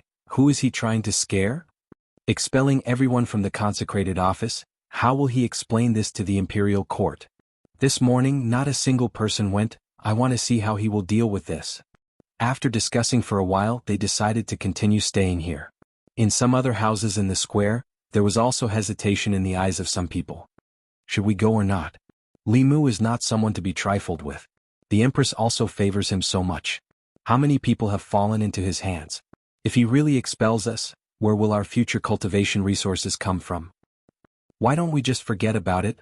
The Xiao family has not given us any benefits, we have no need to oppose Li Mu. Li Mu sat in the consecrated office. Ever since the incense stick had burned halfway, consecrated members had begun to walk in from outside. After clasping their hands to Li Mu, they returned to their respective duty rooms. There was also a portion of people who stood outside the consecrated office, chatting and laughing with the people beside them. They were all consecrated members of the consecrated office, but they did not walk in. Their gazes would occasionally glance at the incense stick, as if they were waiting for something. Only when the last stick of incense had burned out did they walk into the consecrated office. If they were frightened by Li Mu on his first day at the consecrated office and obediently returned to the consecrated office in less than the time of an incense stick, then they could forget about having a good life in the future. The reason they had waited until the incense stick had burned out before walking into the consecrated office was to give Li Mu a show of strength. They had to let Li Mu know that the consecrated office was not the same as the imperial court. However, when the incense stick had burned out and the first person outside the door wanted to walk into the consecrated office, a figure blocked their way. That fifth realm consecrated looked at Li Mu, raised his eyebrows and asked, "Lord Li, what are you doing?" Li Mu said indifferently, "This is the consecrated office." That consecrated said, "Could it be that we consecrated members cannot enter the consecrated office?" Li Mu said, "In the past yes, but not now. Before the incense stick has burned out, everyone who did not report to the consecrated office has already been expelled from the consecrated office.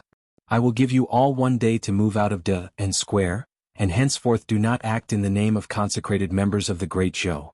That consecrated did not expect that Li Mu would actually dare to do this. His face darkened as he said, "Lord Li, this is your first day at the consecrated office, are you going to be so ruthless?" As he spoke, a fierce aura emanated from his body. The consecrated behind him also had an invisible aura rising from his body. Under the pressure of this aura, a few strands of hair by Li Mu's ears were blown up, and his clothes also fluttered loudly.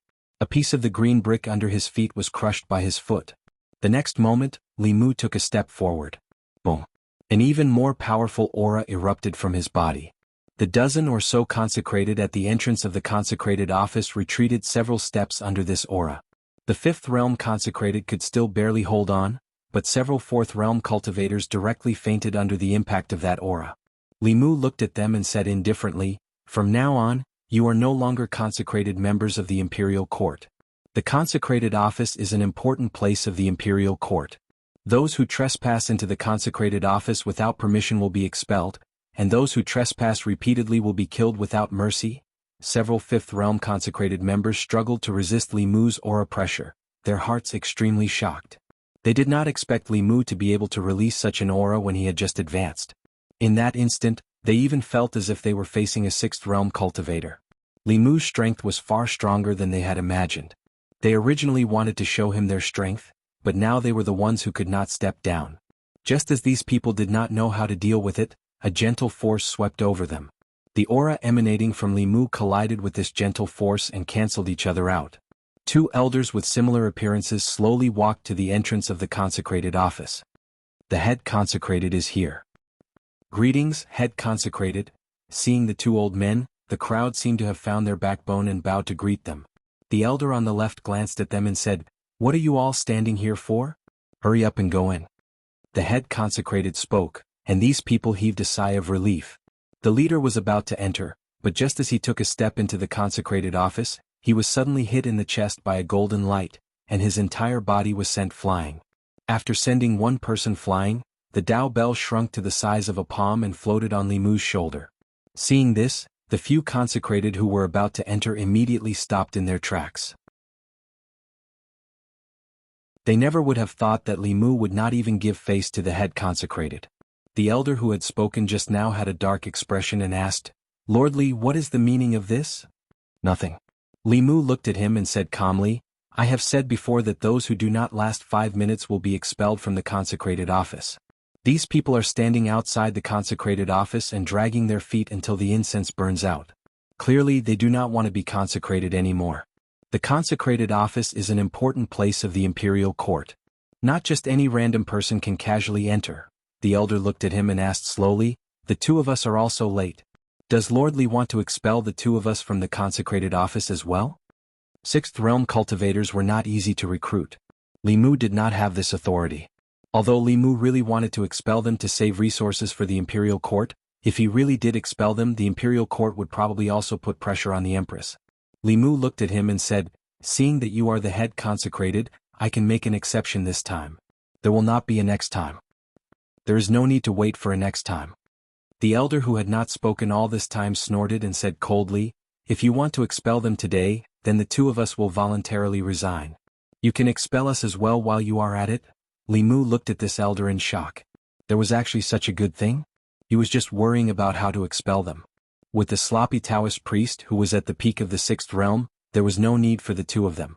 Wasn't this just a waste of the imperial court's resources? Li Mu looked at the two of them in surprise and said, "Words are no guarantee. Why don't the two of you make an oath to the heavenly Tao?"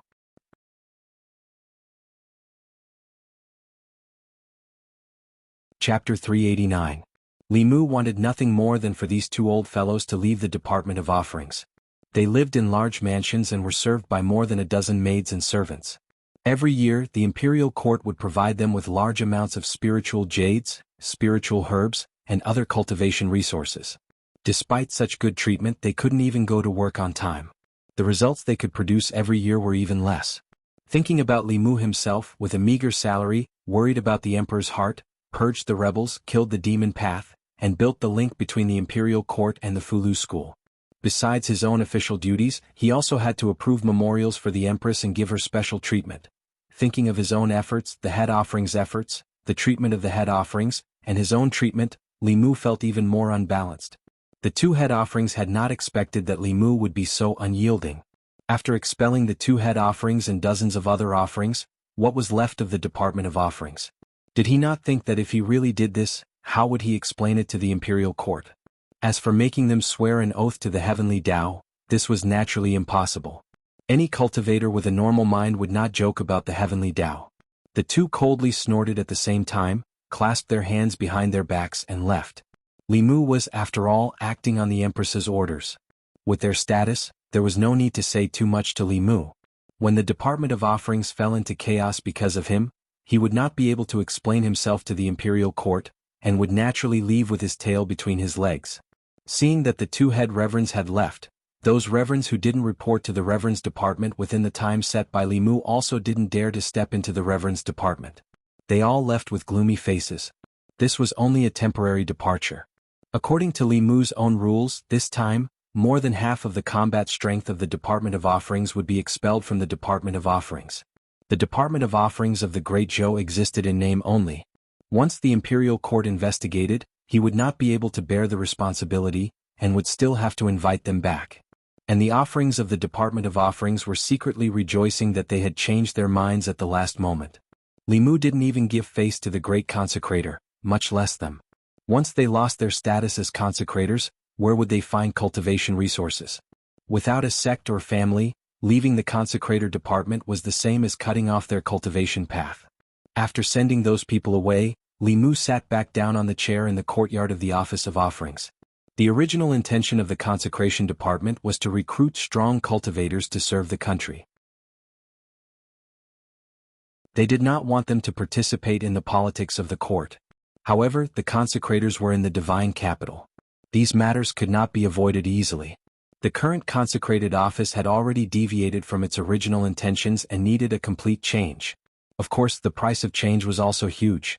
This time, Li Mu had expelled more than half of the consecrators of the consecration department. Although this was more beneficial for future management, the drawbacks were also obvious. The overall strength of the consecration department had severely shrunk. Although they had the unkempt Taoist priest, no matter how powerful he was only one person. He could not solve the problem of the 36 counties of Great Zhou.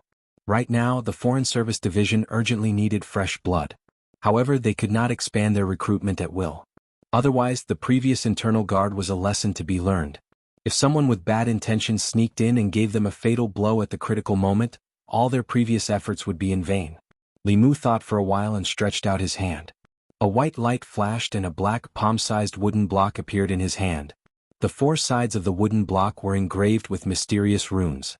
After Li Mu injected his spiritual power, these runes began to flicker and emit a faint light.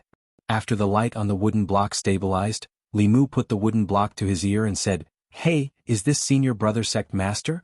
I'm Li Mu. Last time we talked about the cooperation between the ancestral court and the imperial court. You promised to send some elders over. What, 10?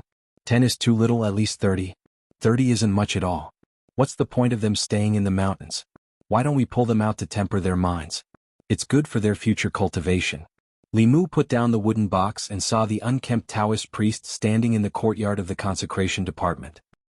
He looked at Li Mu with a puzzled gaze and asked, Xianxia is your senior brother? Li Mu nodded. The Taoist priest thought for a while and asked again, then who is your master? Li Mu said, my master is Talisman Daozi. The Taoist priest revealed a look of understanding and said, so it's him? Li Mu asked, Senior, do you know my master? The Taoist priest shook his head and said, I'm not familiar with him. Talisman Daozi has some talent in the Fulu, but his cultivation talent is not high. His lifespan should be in these 2 years. Your master. Li Mu said, with the Talisman of Heavenly Secrets, it should be able to buy master 10 more years. The Taoist priest was stunned and then said, so the Talisman of Heavenly Secrets was given to Talisman Daozi, who drew the Fulu. As far as I know, no one in the Fulu school has this ability. Li Mu smiled and said, Senior, you don't have to worry about this. After a year, Senior's Talisman of Heavenly Secrets will be handed over. The unkempt Taoist priest didn't ask any more questions and said, what do you need me to do? Li Mu said, Senior, you only need to preside over the offerings department. The other matters will be taken care of by the offerings department below. The head reverend's greatest use in the reverend department was to intimidate others. If there weren't any sixth realm cultivators holding down the fort, the words reverend department would inevitably lose some of its grandeur. When the head offerings were truly needed, it would be when an earth-shattering event happened in a certain county. On the first day Li Mu took charge of the offerings department, he drove away more than half of the offerings and angered 2 head offerings. Soon, the news spread throughout the divine capital and caused a heated discussion among the officials. This is too ridiculous. In less than an incense stick's time, he will be expelled from the offerings department. He wants to turn the offerings department into his own. Even the 2 head offerings were angered away. Without the head offerings, the offerings department is nothing but an empty name. Let's see how Li Mu will deal with this. He will destroy the offerings department. Many officials in the court thought that Li Mu's actions were a bit excessive. In the Ministry of War, several officials discussed this matter and had different opinions. Strict adherence to orders and prohibitions. Compared to the court, he is more suited to be in the military. If he doesn't use this method, it will be difficult to get rid of the offerings department. He doesn't have to be so harsh on the 2 head offerings. After all, the offerings department still depends on them. Don Square. The offerings that Li Mu drove out of the offerings department were all waiting at home. The offerings department was already understaffed. Without more than half of the offerings department was simply unable to deal with the emergencies that occurred in the 36 counties of the Great Zhou. Although there were many officials in the court with decent cultivation, they each had their own duties and official duties. It was impossible for them to leave their posts to deal with these matters. When the time came, it would be Li Mu begging them to return. A day later, someone knocked on the doors of these offerings. It wasn't Li Mu who knocked, but an official from the Ministry of Works. The offerings' benefits were very good. Apart from receiving a generous monthly salary, they could also live in large mansions arranged by the court and have maids and servants to serve them. Of course, the premise of all this was that they were still offerings of the court. When they were no longer offerings, all their benefits would be taken away. Is that Li Mu serious? What do we do now? Is there no one in such a large court who can control him? Why isn't the head offerings saying anything? The orders of the Ministry of Works could not be disobeyed. No matter how unwilling these people were, they could only move out of their mansions. Yesterday they were still noble offerings of the Great Zhou. They lived in mansions bestowed by the court and had maids and servants to serve them. Overnight they were driven out of their homes and became homeless wanderers. But they did not leave the divine capital. Everyone firmly believed that there would be a time for them to return. This confidence was shattered when they saw the 30 manifestation realm experts enter the offerings department. Countless former offerings stared at the doors of the offerings department in shock. Where did he find so many experts in such a short time? Is this his new consecrator? So he planned all of this. When they saw these experts, their hearts were filled with regret. They had been so fearless because without them, the offerings department would not be able to function in a short time. Who would have thought that Li Mu would only use 3 days to find people to replace them? They had only wanted to give Li Mu a show of strength, but not only had they failed to scare Li Mu, they had also lost their status as offerings. They had chosen to join the offerings department because there were no sects or clans to provide them with cultivation resources. Once they left the court, their path of cultivation would become abnormally difficult. While these former consecrated elders were feeling regretful, Li Mu, who was in the consecrated office, had a satisfied expression on his face. Xianxia had taken his words seriously. In just 3 days, the 30 elders of the Fulu school arrived at the divine capital from Mount Baiyun. Greetings, martial uncle. The 30 people stood in 3 neat rows and bowed to Li Mu. Li Mu reached out and gestured. We're all family, so there's no need to be so polite. The old man in the lead walked over to Li Mu and cupped his fists. Before we left, the sect master instructed us to listen to martial uncle Ling Jizi's orders when we arrive at the divine capital. Please instruct us, martial uncle. Li Mu felt gratified when he saw the obedient faces of these people. His own disciples were still the most obedient and sensible. What were those offerings who had looked up at the sky when they spoke?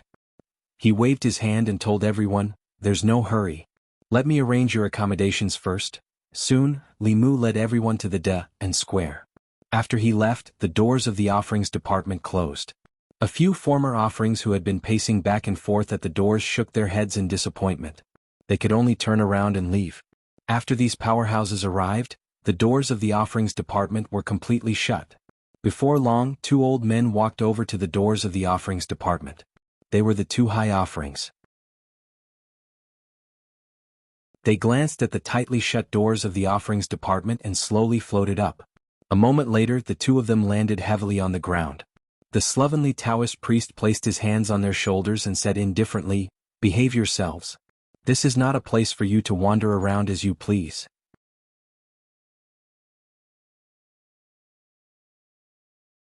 Chapter 390. After being forced down from the sky, the 2 great reverends did not turn their heads, nor did they dare to turn their heads. Although the person behind them only revealed a little bit of his aura, just this little bit of aura was enough to make them feel fearful. This was definitely a 6th realm cultivator, and a peak 6th realm cultivator at that. He was different from people like them who had just entered the 6th realm a few years ago. This kind of person already had 1 foot in the 7th realm. Although the other foot might never be able to cross over, it was still not someone the 2 of them could contend against. A peak 6th realm cultivator had the ability to kill a normal 6th realm cultivator. One of the old men said with a slightly pale face, "Senior, the 2 of us are reverends of the Great Zhou. This is the Department of Reverence." The sloppy Taoist priest patted their shoulders and said, "You 2 are reverends of the Great Zhou. Who isn't? Don't use the imperial court to pressure me. That brat said we can't enter, so we can't enter. Don't cause trouble here. If something goes wrong with this old man's Qingji talisman and my lifespan ends, I'll drag you 2 down with me." With that, his body floated up and flew back into the Department of Reverence. The twin old men looked at each other and saw the shock in each other's eyes. The old man on the right muttered, "He really is a peak cultivator whose lifespan is about to end. It's best not to provoke him. How did that Li Mu recruit such a powerful cultivator?" The old man on the left knocked his head and said angrily, "Is that the point? The point is the Qingji talisman. The Qingji talisman is a Qingji talisman that can increase one's lifespan by 10 years. Although the 2 brothers still had 20 years of lifespan, 20 years was not enough for them to break through to the 7th realm. There was an insurmountable gap between the middle realm and the upper realm. Not to mention 20 years, even if they were given another 40 years they might not have a chance. But even if they couldn't break through, who wouldn't want to live for 10 more years? In these 10 years, if they encountered a great opportunity and were lucky enough to break through, their lifespan would increase by 60 years. Which cultivator could resist the temptation of 60 more years of lifespan? Unfortunately, the heavenly secret talisman was a saint-ranked Fulu. Up until now, no one had been able to draw it. The ancestral court of Fulu school. Perhaps there were still people who had the ability to draw a saint-level Fulu, but the materials used to draw a Fulu of this level were too precious, and the success rate was too low. Even a school as profound as Fulu school could not afford the risk of failure. Could it be that the price the imperial court paid for that Taoist priest to join the Department of Offerings was a heavenly secrets talisman? Although they had no use for it at the moment, they would need it sooner or later. If they could obtain one, they would be able to live for at least 10 more years. Even if they couldn't break through in the next 10 years, just being alive was already good enough. After Li Mu had settled down a group of senior apprentice nephews, when he returned to the Office of Offerings, he saw 2 high priests pacing back and forth outside the Office of Offerings. It seemed that although the slovenly Taoist priest was strange and always did things that did not suit his status, he still did his job diligently. Li Mu walked over, looked at the two and said, "Didn't the two of you want to leave the office of offerings? Why are you still here? Is there something else you want to take?" The two awkwardly smiled and old man said, "Lord Li is joking. The two of us eat the salary of the imperial court, and share the burdens of the imperial court. How could we leave the office of offerings?" Li Mu said, "Those disobedient priests have already been expelled by me. I still remember the words the two of you said that day." The old man who had just spoken said, "Those people are the imperial court's priests, but did not listen to the imperial court's orders. They should have been expelled. Lord Li has done the right thing." Li Mu asked, "So, the two of you have no objections to this official's actions?" The two nodded at the same time saying, "No." Li Mu looked at the two, lightly sighed and said, "In truth, the two of you have profound cultivation. This official also wants to keep the two of you, but the treasury has been tight in recent years. There are not many spiritual jades, spiritual medicines, spiritual treasures and the like left. We really cannot afford to support the two of you," the old man said. "Lord Li is joking. Hasn't the office of offerings recruited a new high priest? That senior's salary must be even higher, right?" Li Mu shook his head saying, "You have misunderstood. That senior will enter the office of offerings and does not need a salary." The old man was taken aback, then said, "But I heard that the imperial court will give him a heavenly secret talisman." Li Mu said, "He only wants a heavenly secret talisman, not spiritual jades or spiritual medicines. If the two of you also only want a heavenly secret talisman, you can also stay in the office of offerings. Otherwise, the two of you should find another place. I believe that with the two of your strength, no matter which sect you join, you will be honored guests. The office of offerings is small, and cannot afford to support two great deities. At the 6th level of cultivation, the effect of spiritual jades on cultivation was very small, unless they could absorb an entire spiritual jade mine. Compared to spiritual jades, the heavenly secret talisman was an item that could truly increase one's lifespan. Without this item, 20 years later would be the day of their death. No matter which sect they joined, they would not be able to obtain a heavenly secret talisman, and the cultivation resources they could obtain would not be much more than in the office of offerings. The two exchanged glances, their gazes meeting, and quickly came to a decision. The slightly thinner old man smiled and said, "Actually, spiritual jades, spiritual medicines, and the heavenly secret talisman are not important. What is important is that the two of us have been in the office of offerings for many years, and have long developed feelings for each other. We are prepared to stay in the office of offerings until the day of our death." "That's right, when will that heavenly secret talisman be given out?" Li Mu said, 5 years later." The old man frowned and asked, "So long that senior will also only receive it in 5 years?" Li Mu smiled and said, "That senior's cultivation has already reached the peak of the 6th level. He will receive the heavenly secret talisman in a year's time." The two of them knew that Li Mu had only said half of what he had said. Only a peak of the 6th level cultivation could receive the heavenly secret talisman in a year's time. Their cultivation was far inferior to his, and they would also need to work for the imperial court for a longer period of time. The thin old man thought for a while, then said, "Can we take a look at the heavenly secret talisman first?" Li Mu stretched out his hand and lightly swiped at the air, and the image of the heavenly secret talisman appeared in front of the two. Li Mu looked at them and said, "The imperial court does not have a finished product for this talisman. We will first need to gather the materials, and this will also take some time." The two old men fell into deep thought for a long time, and then the thin old man said, "Allow us to consider it." Li Mu nonchalantly said, "The two of you can do as you please." The two old men left the office of offerings and returned to their residences to continue their discussion. The success rate of a saint-level Fulu talisman is extremely low. One may be able to draw one but not a second one. But that Taoist priest also doesn't seem like someone who's so easily fooled.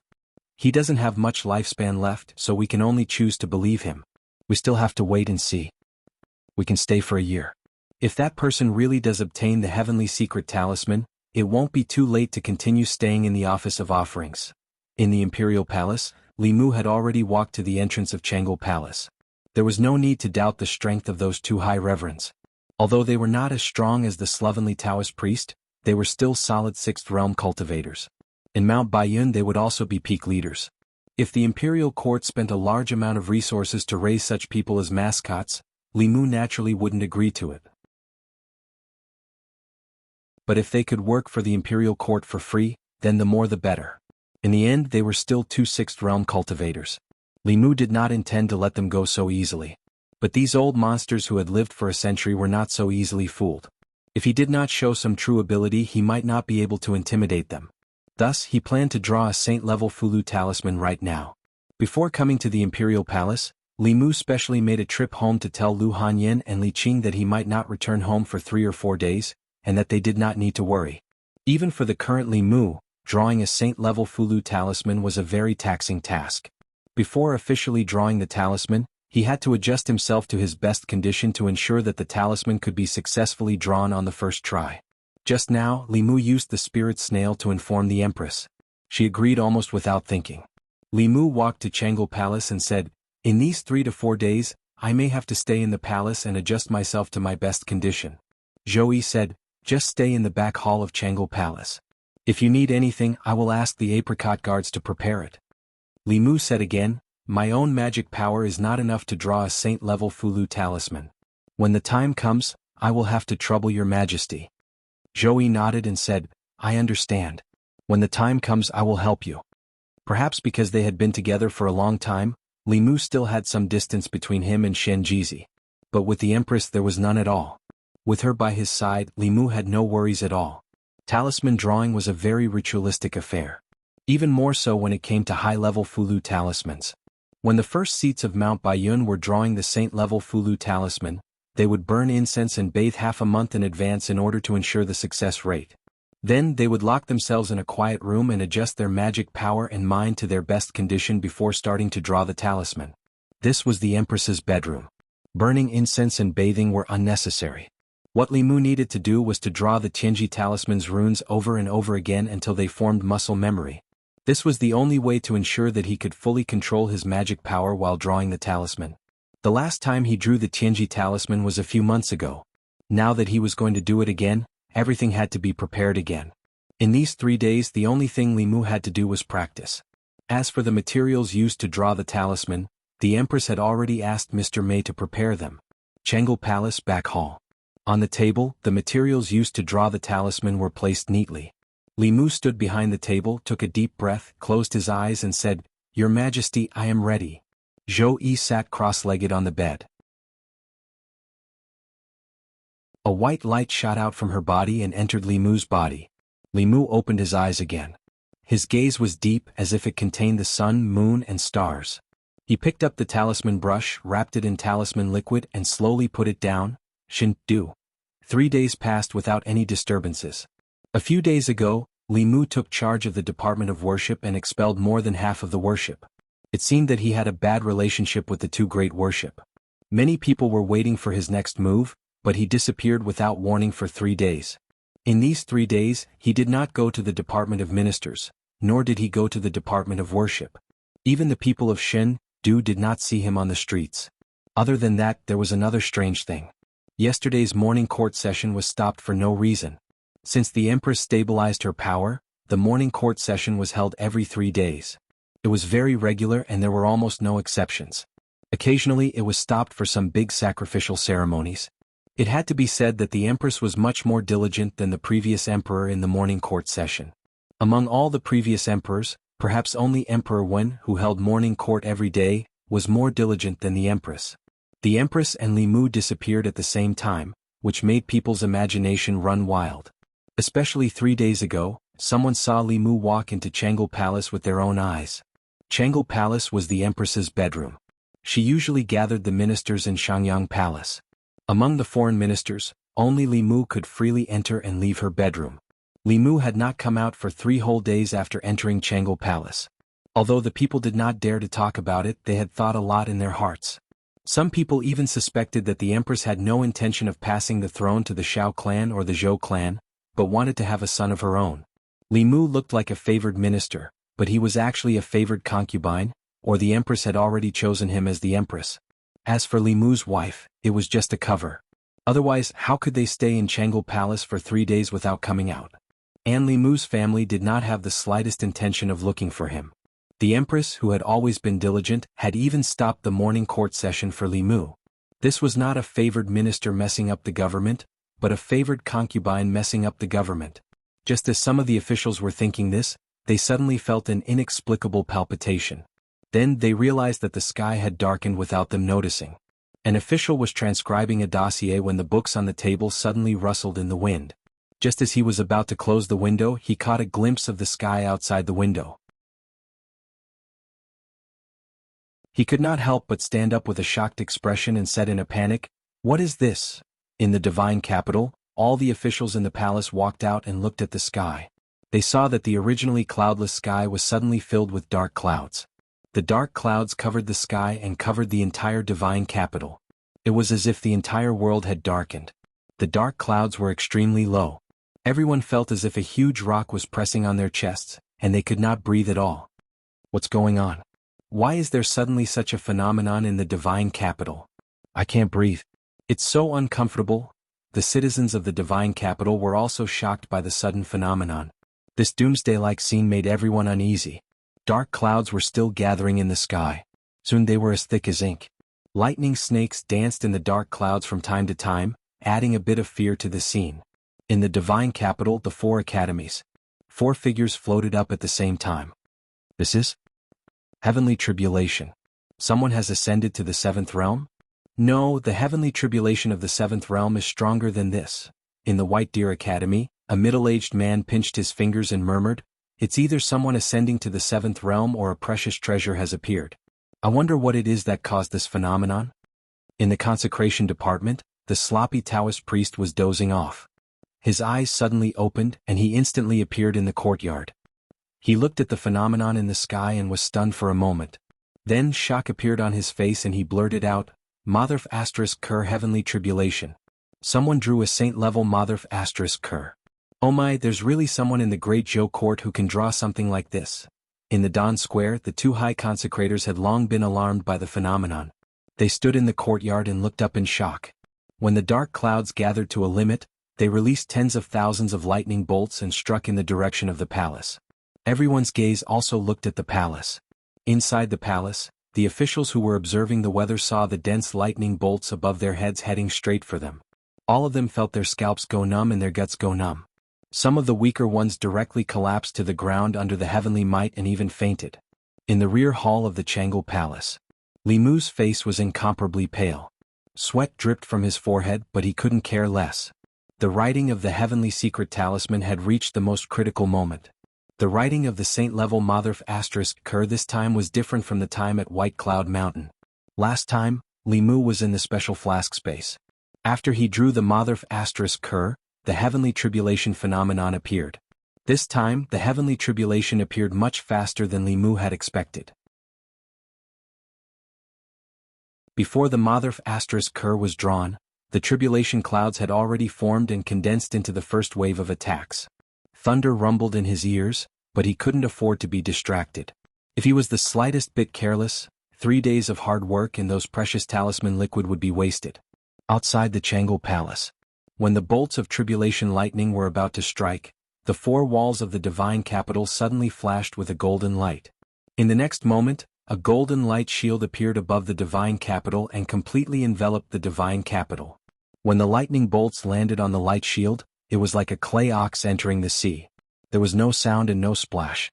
Only then did some officials remember that the divine capital, as the capital of the Great Zhou, was protected by a powerful array formation.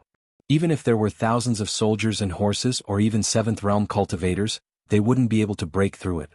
After realizing this, they gradually felt relieved. However, they still couldn't help but look in the direction of the Jianghu palace. The target of the tribulation lightning was obviously Jianghu palace. What were Her Majesty and Li Mu doing inside? Why did they summon the heavenly tribulation? In the sky, the lightning bolts in the tribulation clouds had already begun to accumulate for the second time. In the Jianghu palace, Li Mu finished the last stroke in an ethereal state. The Motherf asterisk Ker on the table flashed with spiritual light and slowly floated up. The heavenly secret talisman was completed. A beam of white light shot out of Li Mu's body and entered the Empress's body. Li Mu's body and mind were already exhausted to the limit. Without the support of the Empress' primordial spirit, he felt the world spin and immediately fell to the ground. However, he didn't fall to the ground.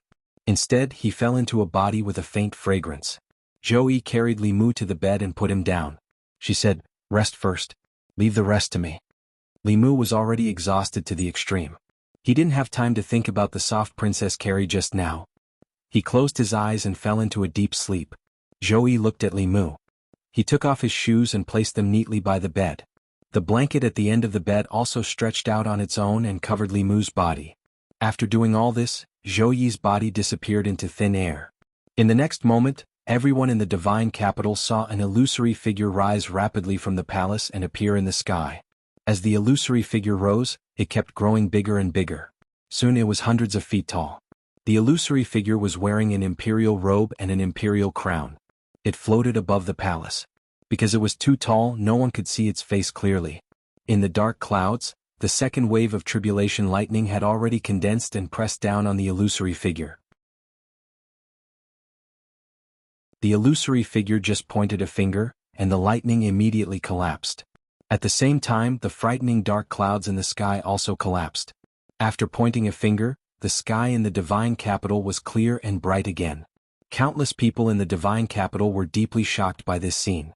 After they recovered from their shock, they immediately knelt on the ground and cheered loudly. "It's Her Majesty the Empress. Long live Her Majesty the Empress." The scene just now had left an indelible memory in their hearts. Countless officials in the imperial court also couldn't recover from the shock for a long time. Although the Empress had always given them the impression that she was majestic and unapproachable, she rarely displayed her strength in front of the officials.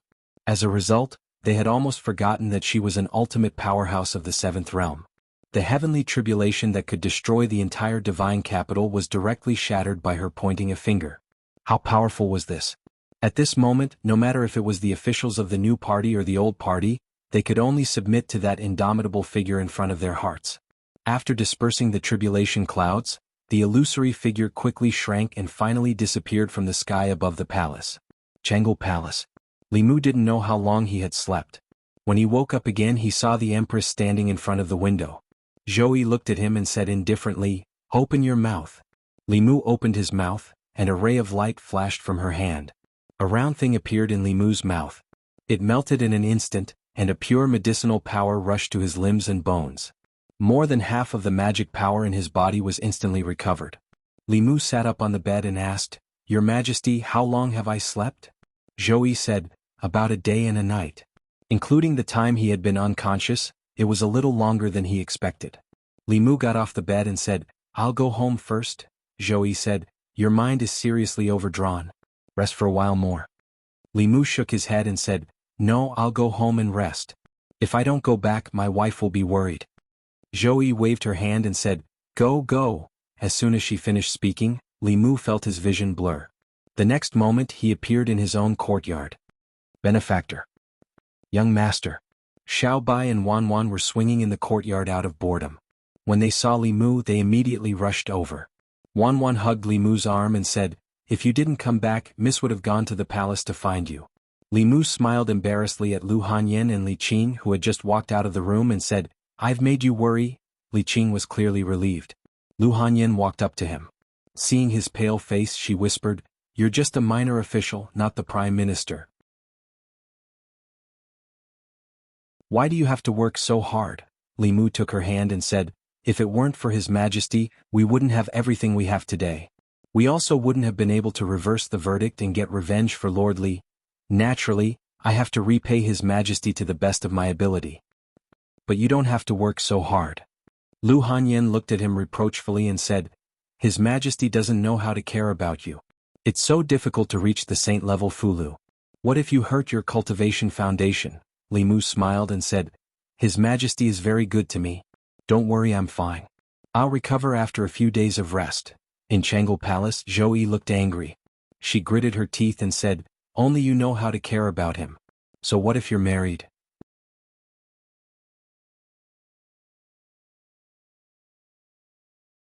Chapter 391. Not long after Li Mu returned home, the Empress asked Mr. Mei to send over some elixirs to strengthen one's foundation. Although he borrowed the Empress's power when he drew talismans, the mental exhaustion was his own. The saint-level Fulu was something that far exceeded the limits of Li Mu's current ability. After every talisman he drew, he had to rest for a long time before he could draw the second one. When he reached level 6 and his cultivation increased greatly, drawing saint-level talismans would no longer have such serious aftereffects. But that would be a long time in the future. Due to various opportunities, his cultivation had increased rapidly in the past 2 years.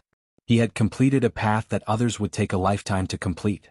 For his cultivation after the 5th realm, unless he encountered a great opportunity, such as the Emperor's Qi in the Great Zhou Ancestral Temple, which he coincidentally absorbed, then there was a certain possibility that he could immediately become a 7th realm cultivator like the Empress.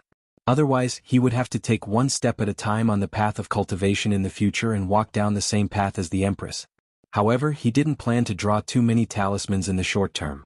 This talisman was to prove to the sloppy old Taoist and the 2 high priests that he had the ability to do so. They had had enough of it. Li Mu rested for a night. The next morning he came to the Department of Offerings again. He walked in front of the sloppy Taoist priest and stretched out his hand. A fulu floated above his palm. The moment the fulu appeared, the space here seemed to distort. The talisman of divine secrets. The sloppy Taoist priest was shocked. Yesterday's vision was indeed caused by the birth of the saint-level fulu. He subconsciously reached out to take it, but the fulu disappeared in Li Mu's hand. Li Mu smiled and said, "As long as you stay in the Department of Offerings for a year, I will give you the talisman of divine secrets with both hands after a year." The sloppy Taoist priest glanced at him and didn't raise any objections. There was no doubt that he wouldn't be able to get the talisman after a year. Li Mu represented the Great Zhou court, so it was impossible for the Great Zhou court to lie to him about this matter. They would not, nor would they dare to. What Li Mu wanted was for the slovenly Taoist priest to remain in the Department of Worship for a year. As for whether he was sleeping here or doing something else, it didn't matter. His use to the Department of Offerings was like a nuclear bomb to a country in another world. Whether or not he needed it did not matter, but it was a necessity. Moreover, compared to swindling people on the streets of the divine capital and enduring the sun and rain, he was allowed to live in a spacious mansion, have servants to serve him, have a respectable status, and after a year he was even given a treasure that countless cultivators coveted. If he didn't contribute to the Department of Offerings, how could he feel at ease? To high-level cultivators this was a great karma. If they were tainted by the karma but had no effect, it would have a great impact on their future path of cultivation. Hoarding for free did not exist for them. The more they hoard for free now, the more they would have to repay in the future. Li Mu walked into the courtyard and saw 2 figures standing there. He looked at the 2 old men and asked, "Have the 2 of you finished thinking?" The 2 great reverends nodded at the same time. The thin old man said, "We've finished thinking. After so many years, us 2 brothers have already treated the Department of Offerings as our home. How can we just leave like this?" Although staying in the Department of Offerings would be somewhat restricted, even if they joined a sect they would still have to contribute to the sect. There was no sect that didn't ask them to do anything for the sect, but would provide them with large amounts of cultivation resources. And if they worked for the Great Zhou court, they would be able to obtain the talisman of heavenly secrets, extending their lifespan by 10 years before the end of their lives. This was a benefit that they could not obtain from any sect. Just for this reason alone, they could not leave the Department of Offerings. Li Mu looked at the 2 and said awkwardly, "But the state treasury is tight. I'm afraid it can't provide you with as many cultivation resources as before." At the 6th realm, the resources that the Great Zhou court provided for them were not enough to accelerate their cultivation in the first place. If they ran out of resources, then so be it. Compared to that, the talisman of heavenly secrets was the most important. The thin old man said seriously, "Although the 2 of us were not born in the Great Zhou, in our hearts, we've already treated the Great Zhou as our second home. We hope to do something for the Great Zhou. We don't need any spiritual jade or spiritual herbs." Li Mu smiled and said, "The Department of Offerings welcomes the 2 great reverends back." Of course, Li Mu would not refuse a 6th realm expert who had delivered themselves to his door for free. The more experts there were in the Department of Offerings, the better. The more powerful the Department of Offerings would be, and he would be one step closer to his dream of subduing the demon nation, pacifying the ghost realm, and destroying the demon sect. After fulfilling his promise to the Empress, he would be able to take his wives and entangle them to the ends of the earth. At present, Lu Hanyin had already become the head wife of the Li clan. He and Li Qing were still at the stage of holding hands and hugging each other. This was because compared to Li Qing, Lu Hanyin was more open and proactive. For the sake of dual cultivation, she climbed over Li Mu's window and climbed into his bed in the middle of the night. Before the two of them confirmed their relationship, Lu Hanyan was already capable of doing such things. If Li Qing was half as proactive as she was, she might be the head wife of the Li clan now. However, this was due to the difference in their personalities. Could not be forced. Getting along with Li Qing had to be done step by step. If Lu Hanyan hadn't disturbed them yesterday, they might have already progressed from hugging each other to kissing and hugging each other. Li Mu suspected that Lu Hanyan was deliberately causing trouble, but he had no evidence. He had originally planned to continue what he hadn't finished yesterday with Li Qing tonight. However, when he returned home, he saw Xianxia in the courtyard. After asking Xianxia, Li Mu found out that he was here on the orders of the sect master to bring Li Qing and Lu Hanyan back to Mount Baiyun. Although the sect master had only taken Li Qing as his disciple as a temporary measure, this matter was already known to everyone. In everyone's hearts, Li Qing was the disciple of the Fulu school's sect master. As one of the 6 Taoist sects, the Fulu school's sect master naturally couldn't be careless about accepting a disciple. This time, Xianxia was bringing Li Qing back to the mountain for the purpose of holding the disciple acceptance ceremony. At that time, apart from the sect masters and elders of the various sects of the Fulu school, the other 5 Taoist sects, such as the Danding sect, the Spirit Array sect, the Xuanzong sect, the South sect and the North sect, would also send important figures to participate in the ceremony. Lu Hanyan would also participate in this ceremony. When Yu Zhenzi had taken her as his disciple, although he had extorted the Fulu school once, he hadn't held the disciple acceptance ceremony. This was because this kind of ceremony was only held by grand elders or first seats whose cultivation had reached the 7th realm. Yu Zhenzi's cultivation had originally been at the peak of the 6th realm. After returning to the mountain this time and receiving Mount Baiyun's inheritance, he had already successfully advanced to the 7th realm. Her and Xianxi's disciple acceptance ceremony would be held together. Xianxia looked at Li Mu and asked, "Junior brother, do you want to return to the mountain with us?" During this ceremony, senior brother sect master should introduce some experts from the other 5 sects to you. Li Mu thought for a moment and asked, "When will the ceremony be held?" Xianxia said, "The ceremony needs to be prepared and the other 5 sects including the South sect, the North sect, the Xuanzong sect and the others will all need time. The soonest will be 3 months later." Li Mu asked, "Then why don't we pick them up 3 months later?" Xianxia said, "Senior brother sect master's intention is to take advantage of these 3 months to raise martial niece Li Qing's cultivation to the 5th realm as soon as possible. Senior sister has just advanced. According to the rules, she has to visit the other 5 sects one by one. She plans to bring martial niece Lu to see the world. Lu Hanyan and Li Qing were both going to leave. In that case, Li Mu would have to stay in an empty room for at least the next 3 months. They both had important matters to attend to. Li Mu could not force them to stay by his side. Although Lu Hanyan and Li Qing had different personalities, they had the same desire to be strong. Li Mu and Lu Hanyan's cultivation were both at the 5th realm.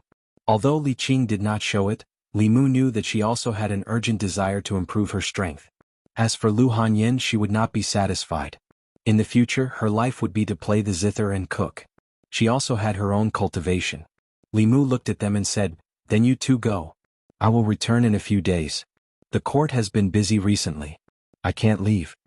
The matter of the Department of Worship was not over. Li Mu planned to abolish the old system of worship and introduce a new set of rules. This was not something that could be done in 2 or 3 days. He needed to discuss it with the Empress before he could finalize it. Lu Hanyan called Wanwan and Xiaobai into her room. No one knew what they said. Li Qing glanced at Li Mu and said, "I have something to say to you." Li Mu followed her into the room and asked, "What?" "Oh." Li Qing turned around, stood on her tiptoes and kissed Li Mu on the lips. Their lips touched. Li Mu was stunned for a moment, then hugged her waist tightly. There were not many words. Their lips pressed together for a long time and did not separate. It was as if they both wanted to melt into each other's bodies. It was not until Lu Hanyan snorted outside that Li Qing let go of Li Mu somewhat awkwardly and ran out with a red face. Lu Hanyan extended a hand to Li Qing and said unhappily, "Look at you. You don't look like the Constable Li of the past. Let's go." Li Qing held her hand and turned around to look at Li Mu. Only then did she leave with her. This was not the first time that Li Mu had parted with Li Qing and Lu Hanyan. However, the 2 times they parted, his emotions were completely different. After parting with Li Qing in Yangqiu County, they had gone their separate ways. He did not know if they would meet again. The parting in Luoyang was only temporary. Li Mu knew very well that they would meet again very soon. The last time he parted with Lu Hanyan, it was because they were both weak and helpless. The incident where Li Mu faced off against Chu Jiang of Gojoseon alone had left a huge shadow in Lu Hanyan's heart. It made her want to urgently improve her strength. Now, the situation was completely different from that time. Whether it was Li Mu or her, if they were to face off against Chu Jiang of Gojoseon again, the latter would definitely be the one in a difficult situation. These days, each of them had been working hard for their own futures. They had also completed their growth and transformation. After Lu Hanyan and Li Qing left, Li Mu looked at Wanwan and Xiaobai and asked, "What did she say to you just now?" Xiaobai immediately said, "Sister Lu said that when she and Sister Qing are not around, we should look after our benefactor and not let our benefactor provoke other little vixens in Luoyang." Wanwan covered Xiaobai's mouth and said, "Miss said that we can't tell young master." Li Mu spanked her butt and said unhappily, "Do you only have eyes for your miss?" Wanwan covered her butt and said with grievance, "Young master already has Xiaobai. Don't provoke other vixens." She blinked her big clear eyes. There was a pleading look in her eyes. Li Mu met her gaze and almost lost his mind. He covered Wanwan's eyes and pressed down on her but a few more times. He said angrily, "How many times have I told you not to use your eye technique on me?"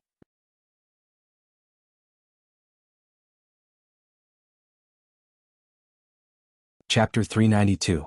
With Lu Hanyan by her side, Wanwan's progress was also very fast. Although her cultivation level was still at the 3rd realm, her ocular techniques were becoming more and more powerful. Even Li Mu couldn't control himself after looking at her pair of big watery eyes for a long time. Lu Hanyan left, but Wanwan was left behind to act as Li Mu's spy. Fortunately, Li Mu had Xiaobai. In this family she was the only one who was wholeheartedly loyal to him. Okay. Li Mu put Wanwan down and asked, "They're gone. There are only 3 of us. What are we eating tonight?" Wanwan became energized at the mention of food. She rubbed her butt as she hugged Li Mu's arm and said, "Let's eat barbecued meat." "No, let's eat hot pot again." "No, barbecued meat again." "How about hot pot again?" Wanwan was very conflicted about whether to eat hot pot or barbecued meat. In the end, Li Mu decided to eat hot pot and barbecued meat at the same time. After eating and drinking to their fill, she and Xiaobai cleaned up and washed the dishes. Li Mu went to the backyard and continued to repair the law bell. A complete law bell was very important to him. The sooner he repaired it, the sooner his family's safety would be completely guaranteed. However, he knew that those small spells that had never appeared in this world were almost used up. If the law bell couldn't be completely repaired before they were used up, he could only wait for it to slowly repair itself. However, if that was the case, he didn't know how long he would have to wait. A year or even several years was very likely. And this was under the condition that Li Mu had already repaired most of the cracks. If it weren't for Li Mu's intervention, it would probably take dozens or even hundreds of years just by relying on its self-repair ability. The next day, Li Mu went to the palace as usual. There wasn't much to do in the Imperial Secretariat recently. Li Mu handled his own business in the Imperial Secretariat in the morning. In the afternoon, he went to Jianghu Palace to help the Empress approve memorials and discuss the reform of the Department of Imperial Offerings with her. In Jianghu Palace, Li Mu sat at the side, carefully reading the important memorials. Zhou Yi leaned lazily on the dragon throne, reading a book called Strange Stories from a Chinese Studio. Occasionally she would raise her head to look at Li Mu. Seeing that he was seriously correcting the memorials, she lowered her head again to read. By the time Zhou Yi came to her senses, she had already been in the yamen for a long time. She looked up at Li Mu again and asked, "It's been a quarter of an hour. Why haven't you gone back yet?" Li Mu flipped open a new memorial. Without raising his head, he said, "My wife has returned to Mount Baiyun. I'm not in a hurry to return today. I'll read a few more memorials." Zhou Yi unconsciously sat up straight and asked, "Which wife?" "Li Mu." Both of them went. "How long will you be gone?" 3 or 4 months. Zhou Yi put down the book in her hand and said, "Then you're not in a hurry to go back. Finish reading these memorials first." Li Mu shook his head and said, "I'm afraid that won't do. Xiaobai and Wanwan are still waiting for me to eat at home." Zhou Yi said, "I'll have the Mei Wei bring them to the palace. I haven't seen the little fox in a long time. I'll also order the imperial kitchen to prepare some food. In a while you can all eat at my place." Li Mu was stunned for a moment. Then he could only nod and say, then okay." It seemed that ever since Lu Hanyan came to Chengdu, the Empress hadn't gone to the Li Manor. In any case, there was no one at home. It didn't make much of a difference if he went back sooner or later. It was better to work overtime in the palace and get a working meal. Soon Mr. Mei went to the Li Manor to pick up Wanwan and Xiao Bai. It was Wanwan's first time entering the palace. At first she was a little reserved. However, under the influence of Xiao Bai she soon became relaxed. The chatter of the two girls brought some liveliness to the usually lifeless Jianghu palace. Li Mu noticed that when the empress looked at Wanwan and Xiao Bai, who were chasing each other in Jianghu palace, there was a faint smile at the corner of her mouth. Li Mu's impression of the empress was that she rarely smiled. At most she was expressionless. Perhaps she saw her own teenage years in Wanwan and Xiao Bai. However, their teenage years should be different. Wanwan and Xiao Bai were at the age of innocence. At the empress age, she should have become the crown princess and officially started her unfortunate life. While Li Mu was reviewing the reports, the empress took Wanwan and Xiao Bai to the imperial garden to admire the flowers. Mr. Mei once said that the flowers in the imperial garden were all planted by the empress herself. Planting and nurturing flowers was her greatest hobby. Who didn't like these beautiful things? If he really had the chance to kidnap the empress in the future and live in seclusion with her, he would let her plant flowers all around the house. Every day when he opened the door, he would reap the joy of the whole day.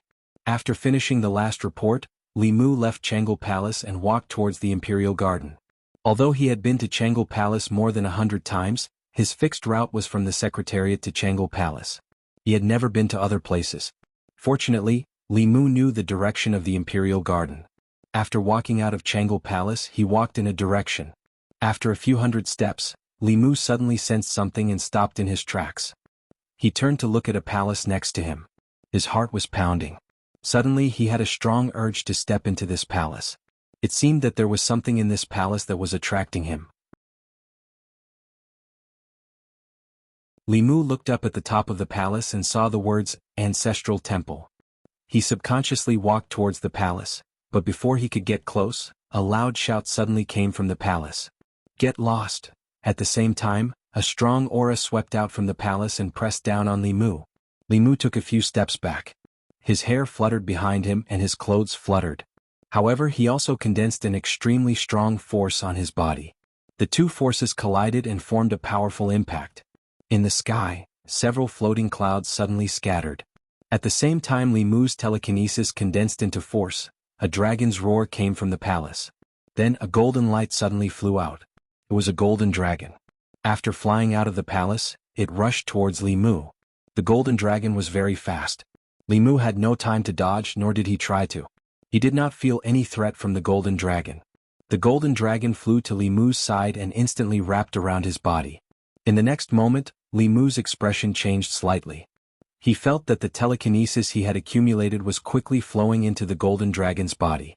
Li Mu controlled his telekinesis so that it would not be taken away by the golden dragon.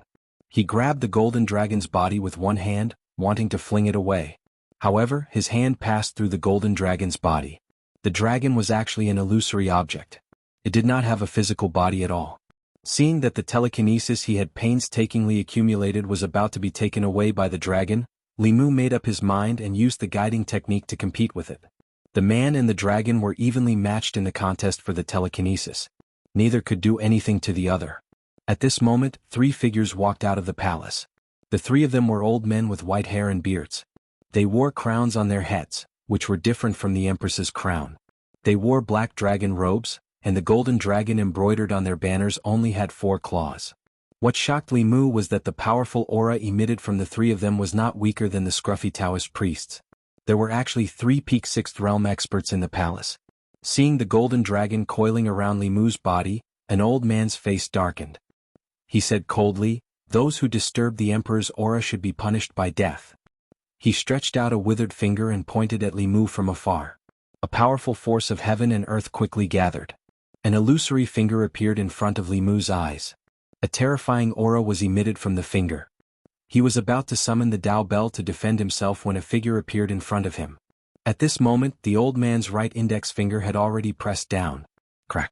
His outstretched finger was directly broken. He ignored his broken finger and looked at the figure in front of Li Mu in shock and anger. He gritted his teeth and said, "What are you doing?" The empress looked at the three of them indifferently and said, "Go back." Then she waved her hand gently. A powerful force swept the three old men back. The Empress glanced at the golden dragon again. The golden dragon trembled and quickly scurried back into the palace. It was only now that Li Mu sensed the golden dragon's abnormality. He looked in the direction of the palace and muttered, "Your Majesty, this is," the Empress said, "Emperor's aura." It was not the first time Li Mu had heard the name Emperor's aura. The Empress had been able to reach 7th realm because she had obtained it. However, he had only heard of Emperor's aura before. Today was the first time he had seen it. It was said that Emperor's aura was born from the telekinesis of the people of the 36 counties. Li Mu did not realize it earlier, but now he realized that the golden dragon itself was formed from telekinesis. However, the telekinesis was too vast and had already given birth to a spirit. The so-called Emperor's aura was the telekinesis spirit. If Li Mu absorbed a few more decades of telekinesis, his body should also give birth to a telekinesis spirit. This damn telekinesis spirit. It already had so much telekinesis, yet it still coveted this little bit from him. Wasn't it too greedy? However, it was the first time Li Mu had seen such a vast amount of telekinesis. If he had enough spiritual jades, he only needed to swallow this telekinesis spirit and probably reach 6th realm immediately. If this telekinesis spirit completely matured, it would not be impossible for him to reach 7th realm immediately. The Empress looked at Li Mu and asked, "Do you want to go in and take a look?" Li Mu paused and nodded slightly. He followed the Empress to the entrance of the palace. 3 old men stood in the palace. The leader said in a low voice, "This is the ancestral temple. Those who are not members of the royal family cannot enter." The Empress looked at them calmly. "I let him in. Do you have any objections?" The old man said, "We are the guardians of the ancestral temple. If you want to let an outsider in, you have to step over our dead bodies first." The Empress looked at Mr. Mei, who was waiting outside the palace, and said, "Mei Wei, arrange for someone to come and collect the body." After saying that, the other 2 old men pulled the old man away, one on the left and one on the right. "Royal brother, forget it. It's not a big deal. Didn't the Zhou family also come in back then? If he wants to see, let him see. It's not like he'll lose anything."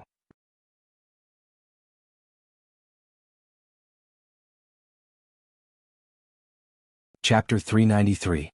The 3 elders walked to the corner of the hall and sat down cross-legged on the futons. Li Mu followed the Empress into the hall. This hall was bigger than Li Mu had imagined. After walking in, the first thing that caught his eye was a high platform in the innermost part of the hall. On the high platform there were many memorial tablets. Li Mu glanced at them and saw that the names of the past emperors of the Great Zhou were written on the tablets. The one at the top was the founder of the Great Zhou, the founding emperor of the Great Zhou. The one at the bottom was the former emperor. The former crown prince had his power taken away by the Zhou family before he had officially inherited the throne, so he was not qualified to be listed. Below the high platform were 2 rows of small cauldrons. Li Mu counted. There were 36 cauldrons in total, the same number as the counties of the Great Zhou. Traces of golden light were drawn out of the small cauldrons and gathered in a large cauldron in the center of the hall. The golden dragon was swimming in the cauldron. Although it looked at the Empress with fear in its golden eyes, when it looked at Li Mu, its eyes were full of greed. Li Mu looked at the golden dragon, and some other thoughts arose in his mind. After reaching the 5th level, his cultivation had become very slow, so slow that he could barely feel any progress. If he could swallow this golden dragon, he could immediately reach the 6th level, which was worth at least 20 years of cultivation. Feeling Li Mu's gaze, the greed in the golden dragon's eyes immediately disappeared without a trace. With a whoosh, it dived into the cauldron and did not show its head again. Li Mu looked at the small cauldrons and asked the Empress, "Your Majesty, these cauldrons should correspond to the national temples of the 36 counties, right?" Zhou Yi nodded slightly. Li Mu looked at the small cauldrons and found that the golden light on them varied in intensity, brightness, and darkness. The strongest one was so dazzling that he could not look directly at it. The weakest one was only a thin ray, so dim that it seemed to be about to go out. The small cauldron that shone the brightest was connected to Zhong County where Luoyang was located. In the past year, many changes had happened in Luoyang. The people of Zhong County were united like never before. The further the counties were from the fairies' capital, the dimmer the light from the small cauldron connected to them. Only a few counties were slightly brighter. This meant that there was still a long way to go before he could fully condense the Emperor Qi. The golden dragon quickly flew out of the cauldron and circled around the Empress's head a few times before flying back into the cauldron. Li Mu noticed that all the psychokinesis on the Empress's body had been sucked away by it. As a king who was deeply loved by the people, The Empress's psychic power was no less than Li Mu's. Li Mu was a little angry when he saw this. The psychokinesis on the Empress was something that both Li Mu and her had worked hard for a long time. It was not easy for them to condense it, but it was all for someone else. He felt injustice for the Empress. After visiting the ancestral temple, Li Mu didn't stay here for long and walked out with the Empress. Not long after the two walked out, in the corner of the ancestral temple, 3 elders who were sitting cross-legged on prayer mats with their eyes closed slowly opened their eyes. One of the elders snorted. "Is this still the crown princess? She has changed. She wouldn't be so disrespectful to us in the past." Another elder said, "She was set up by the Zhou family to inherit the Emperor Qi and almost died. Sitting in this position, she was already full of resentment. How can her personality not change?" The last elder said slowly, "That's not important. In the past 6 months, the speed of condensing the Emperor Qi has obviously increased. I'm afraid it will mature again in 20 years. We need to urge them to work hard and cultivate. If they can enter the 6th realm, then they will have full confidence to refine the Emperor Qi." Jianghu Palace. Li Mu, Wanwan, Xiaobai, and the Empress were eating hot pot together. After walking around the ancestral temple with the Empress, Li Mu gained a lot of knowledge. So this was how the Emperor Qi that was related to the inheritance of the Great Zhou came about. It was no wonder that when the people of the 36 counties sent the people's blood letter, both the old and new parties chose to give in. If the imperial court completely lost the people's hearts, the state temples in the various counties would not be able to absorb psychokinesis. Naturally, there would be no way to send it to the ancestral temple, which would delay the condensation of the Emperor Qi. The 3 elders in the ancestral temple were members of the Shao royal family. Their status was extremely high, and their seniority was even higher than that of the previous emperor. The 3 of them were all at the peak of the 6th realm. It seemed that the old party's strength was still far stronger than the new party's. What the Zhou family relied on was their blood relationship with the Empress. Li Mu thought of a question and asked, "Your Majesty, why don't you absorb the Emperor Qi yourself? Will it allow you to enter the 8th realm?" Zhou Yi blew on the tofu and said, "No." Li Mu thought and said, "But your Majesty is so young. You can be the emperor for another 100 years. There's no need to pass the throne," Zhou Yi said indifferently, "because I don't like it." Li Mu sighed. He only felt that it was unfair for her. She did not want to be the emperor, but she took on the responsibility of being the emperor. From the beginning to the end, when the Zhou family was planning, they never asked if what they gave was what she wanted. At this moment, Zhou Yi looked at him again and said, "Unless you're willing to approve the memorial for 100 years. Li Mu picked up a piece of tofu and put it into his mouth. He did not care that it was hot and said decisively, "Since your Majesty doesn't like it, it's fine if you don't want to be the emperor. When the time comes, you can pass the throne to whoever you want. If your Majesty is willing, you can be my neighbor. We can open up 2 plots of land in front of the courtyard." Xiaobai nodded and said, Okay. I also want to be Big Sister Zhou's neighbor." Zhou Yi patted her head and said, "Why don't you 2 not go back tonight? There are many empty rooms in Jianghu Palace. You can sleep here." Xiaobai looked at Li Mu. She had to ask for Li Mu's opinion no matter what. After seeing the scene in the ancestral shrine, Li Mu felt even more sorry for the Empress. He nodded and said, "Then you can sleep here." The Empress looked at Li Mu and said, "You don't have to go back either." Li Mu was stunned and asked, "Your Majesty, this is not very good, right?" Zhou Yi said, "In any case, you have to enter the palace tomorrow morning. Just stay here." It's not the first time. What she said was somewhat reasonable. Jianghu Palace was only 100 steps away from the Secretariat. It was much closer than home, so he could sleep for a while longer. But since ancient times, who would allow an official to sleep in the palace? The Empress didn't seem to think this was a big deal. She looked at Wanwan and said, "And this little girl, she can also stay in the palace." Wanwan looked hesitant and said, But Miss said that young master has to go home every night." "He can't stay out all night," Xiaobai said, "but we're also with benefactor. We're staying at Big Sister Zhou's house. We're not some vixen." Wanwan was still hesitant. The Empress continued, "For breakfast tomorrow morning, you can also eat in the palace. There are dozens of pastries in the imperial kitchen. You can try them all." Wanwan grabbed Xiaobai's hand and said, "I think you're right. Even if Miss knows, she won't blame us." Xiaobai and Wanwan both agreed. Li Mu's opinion was not important. It wasn't 2-1 but 3-1. In any case, Lu Hanyan and Li Qing weren't here. Xiaobai and Wanwan were with him. There was no one waiting for him at home. It didn't make any difference whether he went back or not. Tonight, Li Mu still slept in the back hall. When he closed his eyes and cultivated in his room, he could hear a girl's giggles coming from the front hall. Li Mu had spent more time in Jianghu Palace than he had at home, so he knew very well that this palace was cold and lonely most of the time. Even when he was here, he and the Empress were both busy with their own things. Li Mu was reviewing memorials. The Empress was either reading or relaxing. The palace was as quiet as ever. After Wan Wan and Xiao Bai arrived, it was no longer as lively as before. Li Mu didn't cultivate until very late. He prepared to rest. Not long ago he had drawn a saint-level Fulu. His exhausted state of mind had not completely recovered. He still needed a period of quiet rest. Not long after Li Mu lay down, he seemed to sense something and sat up from the bed. He got off the bed and walked to the door. When he opened the door, he saw Wan Wan and Xiao Bai wrapped in blankets, standing on either side of the door. Li Mu asked in confusion, "What are you two standing here for?" Wan Wan wrapped the blanket tightly around her and whispered, "We can't sleep." Xiao Bai continued, "Can we sleep with our benefactor?"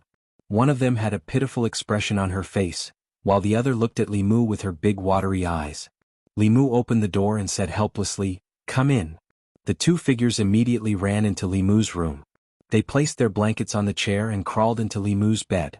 Fortunately, the bed in Jianghu Palace was very big. Even if 3 people slept on it, it wouldn't seem crowded. Li Mu had reason to suspect that this bed was originally built by the previous emperor for the convenience of sleeping with his concubines. This might also be the reason why Wan Wan and Xiao Bai couldn't sleep. In fact, when people slept, they only needed a small quiet room and a small bed. An overly spacious bedroom with an overly big bed wouldn't be able to sleep well. Perhaps this was the reason why the Empress didn't sleep in the middle of the night and always met Li Mu in his dreams. How lonely would it be if he was the only one sleeping in such a big Jianghu palace? Li Mu couldn't bear it just thinking about it. The Empress had already been like this for 4 years. Looking at Wan Wan and Xiao Bai lying on the bed with only their heads sticking out, Li Mu suddenly didn't know how to sleep. If he slept next to Wan Wan, Xiao Bai would definitely be disappointed. If he slept next to Xiao Bai, the one who would be disappointed would be Wan Wan. Sleeping between the two of them, surrounded by the soft bodies of young girls, he had never experienced such a situation. Even if he forced himself to sleep, he wouldn't be able to sleep. Li Mu covered them with the blankets and said, "You two sleep first. I'll go out for a while." He put on his clothes and prepared to go out to the courtyard to get some fresh air. When he walked out, he saw a figure sitting on the roof of the front hall. From Li Mu's angle, a full moon rose behind her. She sat there quietly like a fairy in the moon. She was beautiful but also seemed especially lonely. The night was long. He wasn't the only one who didn't have the heart to sleep. Li Mu thought for a moment and flew up. Standing on the roof of Jianghu Palace, Li Mu realized that Jianghu Palace seemed to be at the highest point of the Imperial Palace. Standing here and looking down, he could see the entire Imperial Palace. He walked to the Empress's side and said softly, "Your Majesty, are you still not sleeping?" Zhou looked ahead and said indifferently, "You're not sleeping either, are you?" Li Mu said, "I'll go to sleep now." "Sit down." Zhou spoke again in a tone that brooked no refusal. "Talk with me for a while." Li Mu sat down beside him and asked, "Is there something on your mind, Your Majesty?" If she wasn't sleeping in the middle of the night, there must be something on her mind. The more meticulous a person was, the easier it was for them to be troubled. Zhou looked at the moon in the sky and asked, "Who do you think I should pass the throne to? The Shao clan or the Zhou clan?" Li Mu shook his head and said, "I don't dare to speak rashly." Zhou said, "Say it, there's no one here." As a subject, he shouldn't answer this question. However, after she said that, there was no ruler and subject on the roof of Jianghu Palace. There was only Zhou and Li Mu. There was something that Li Mu had been holding in his heart for a long time. As a friend, he had the need to tell her what was on his mind. "Then I'll say it, say it." Li Mu turned to look at the Empress and asked very confusedly, "To the Shao clan, Your Majesty is an outsider. To the Zhou clan, Your Majesty is also an outsider. Instead of passing the throne to an outsider, why don't we have one ourselves?" As soon as he finished speaking, he saw the Empress's stunned expression. Only then did Li Mu realize that there was a loophole in his words. When he said "we," it meant that they were on the same side, not that he and the Empress had a child. To prevent the Empress from misunderstanding, Li Mu quickly explained, "Your Majesty, please don't misunderstand. What I mean is, I'll give birth to mine, you give birth to yours."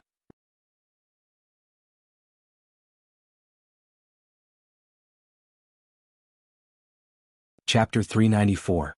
Late at night on the roof of the Chang'e Palace. Zhou Yi looked calmly at Li Mu and asked, "Has it been a long time since I taught you cultivation?" Li Mu knew what she meant by cultivation, and immediately said, "You told me to be straightforward. If you blame me now, I won't say anything in the future." Zhou Yi looked at him and finally looked away. "I am the Empress." Li Mu said, "The Empress also has the right to pursue love." Although she had already been married once, who said that the Empress couldn't marry again? In another world, that woman first married the father, then the son, and had countless men. Compared to her, the Empress was like a pure Xiaobai flower. So what if she had an Empress? Li Mu said seriously, "Your Majesty is a disgrace to the Xiao family. How could they tolerate the throne being taken by a woman with a different surname? If the Xiao family takes power in the future, Your Majesty will certainly not leave any good words in the history books. And for the descendants of the Zhou family, Your Majesty is only their elder sister. How could you be closer to Your Majesty's own children?" In fact, Li Mu had a little selfish motive here. History was written by the victors. It could be foreseen that whether it was the Zhou family or the Xiao family who passed the throne, the Empress would probably not leave any good words in the history books revised by future generations. Then, as the only favored official of the Empress's era, how would the history books evaluate Li Mu? Bewitching the emperor, treacherous officials in power, and favored officials causing chaos. Some unofficial history books might even smear the relationship between him and the Empress. Li Mu didn't intend to give them such a chance. He looked at the Empress and continued, "Moreover, the Zhou family and the Xiao family, for the sake of the throne, formed cliques and pursued selfish interests, regardless of the consequences. It wasn't easy for us to make up for the mistakes of the previous emperor. If Your Majesty passes the throne to them, won't the great Zhou repeat the same mistakes?" Zhou Yi was silent for a while, then stood up and said, "I'm going to sleep." Li Mu said, "Good night, Your Majesty." After Zhou Yi left, Li Mu sat on the roof and watched the moon for a while before returning to his room. Wanwan and Xiaobai were still awake. They were giggling under the covers. Li Mu walked to the bed and asked, "Why haven't you slept yet?" Xiaobai said, "We're waiting for our benefactor to return." After saying that, she and Wanwan moved outwards and inwards respectively, leaving space in the middle for Li Mu. Li Mu waved his hand and said, "You guys sleep. I'll sleep on the floor." Xiaobai hugged Li Mu's arm and said, "Then let's sleep on the floor too." Wanwan also got up from the bed and said, "Young master will sleep on the ground and we will sleep on the bed. If young miss finds out, she will say that we don't know the rules." Li Mu didn't know how the Empress slept that night, but he slept very soundly. Wanwan was on his left and Xiaobai was on his right. The bed was soft and fragrant, but when he woke up in the morning, his arms were a little numb. The Empress had already asked the kitchen to prepare pastries. Wanwan was shocked by the variety of breakfast. She had never thought that someone could have such a rich breakfast. In the past, she would feel very happy if she could eat 2 buns and an egg in the morning. Before breakfast was finished, she asked Li Mu indirectly where they were going to sleep tonight. After breakfast, Li Mu didn't let them go back. After all, it was just the two of them at home. Chang'e Palace was much bigger than the Li Mansion, so they didn't feel bored here. With Shangguan Li and Mr. Mei accompanying them, Li Mu felt that they were too happy to miss home. He went to the secretariat. When he passed by the Zongjing temple, Zhang Chun came out and asked in surprise, "Where did you go last night?" Li Mu naturally couldn't tell him that he stayed in Chang'e Palace last night, so he said, "At home?" Zhang Chun said, "I went to your house last night but you weren't there." Li Mu said, "I went back very late last night. It was almost midnight." Then he asked, "Why are you looking for me?" Zhang Chun shook his head and said, "I wanted to have a drink with you but it's fine now." Zhang Chun also didn't tell Li Mu that he was chased out of the house by his wife last night. He originally wanted to find Li Mu to stay the night, but he didn't see Li Mu come back even when he waited at the entrance of the Li residence until midnight. Obviously he was lying. Li Mu said, "If there's nothing else, I'm going back to the secretariat." Zhang Chun waved his hand and said, "Let's go." Looking at Li Mu's back as he left, he thought about something in his heart. Yesterday he saw that Lu Hanyin and Li Qing left Chengdu, which was why he chose to stay in the Li mansion. But on the night his wife left, Li Mu didn't come back. What did he do? Could it be that he met another woman in private? No. As far as he knew, Li Mu couldn't be such a person. At a certain moment, a light suddenly flashed in Zhang Chun's mind. The Zongjing temple was located behind the secretariat. If Li Mu came from the palace gate, it was impossible for him to pass by here. Unless he came from another direction. Zhang Chun looked in the direction Li Mu came from. If he walked straight from here he would reach Chang'e Palace. And Chang'e Palace was His Majesty's bedroom. He showed a look of realization on his face and said in shock, "So fast." Prince Shou walked over from the direction of the palace gate and said, "Old Zhang, why are you here so early today? Come, play a few rounds with me." Zhang Chun followed behind Prince Shou and walked into the Zongjing temple. He asked casually, "Your Highness, wasn't Prince Nanyang beheaded? What happened to his mansion?" Prince Shou said, "It was temporarily conferred by the imperial court. In the future, it may be awarded to officials who have made great contributions to the imperial court." "Why are you asking this?" Zhang Chun smiled and said, "Nothing, I'm just asking, just asking." After returning to the secretariat, Li Mu didn't delay. He seized the time to draft the new rules of the Department of Consecration. After finishing his own business in the morning, he still had to show the Empress the memorials in the afternoon. Now she didn't worry about the imperial court at all. She left the small matters to Li Mu, and they discussed the important matters together. If they agreed they would listen to her. If they disagreed they would listen to Li Mu. When Li Mu was dealing with the memorials she was idling on the side. She even wanted Li Mu to write a few more books for her to read. It had to be said that she was already acting like a self-indulgent ruler. And Li Mu himself was about to become a favored official of a dictatorship. After the preliminary draft of the new rules of the Department of Consecration was finished, a familiar figure stepped into Li Mu's duty room. Mr. Mei looked a little tired. Li Mu poured a cup of tea for him and asked, "What's wrong? Didn't sleep well last night?" Mr. Mei sat in Li Mu's seat. He leaned against the chair and rubbed the space between his eyebrows. He said, "Last night I dealt with the internal guards until very late." Li Mu stood across from him and said, "If it's not too important, just leave it to your subordinates. Look at Her Majesty. She should be busier than you, but look at her. She's very idle every day. If she's not admiring flowers, she's reading books. How long has it been since she touched the memorials?" Mr. Mei glanced at him and asked, "Her Majesty has only let you read the memorials for a few days and you're already unwilling." Li Mu said, "It's not that I don't want to. Anyway, if I do more, Her Majesty will do less. As long as she's happy, it's fine. She doesn't have to worry about the memorials and give her inner demons an opportunity to take advantage of her. I suspect that her inner demons came from reading the memorials every day." Mr. Mei didn't continue this topic. He asked, "Did you say something again that made Her Majesty unhappy?" Li Mu said frankly, "I just said a few words of truth. Although the Empress's status was high in the entire imperial court, there were only 3 people who could be considered her own. Shengguan Li, Mr. Mei and Li Mu. The 2 of them listened to everything the Empress said. These truths that would make the Empress uncomfortable could only be said by Li Mu." Mr. Mei asked, "What did you say?"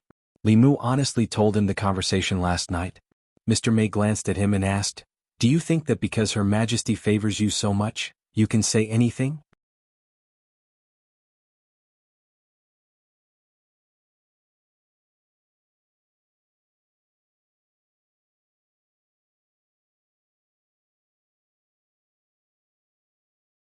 "I'll apply to His Majesty to change your residence to one of the 5.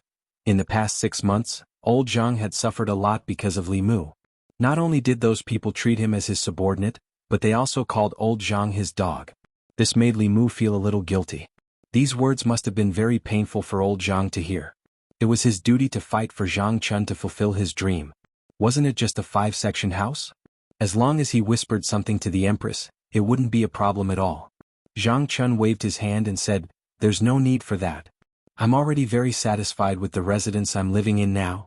By the way, what do you think the imperial court will do with the Duke of Nanyang's residence now that he's dead?"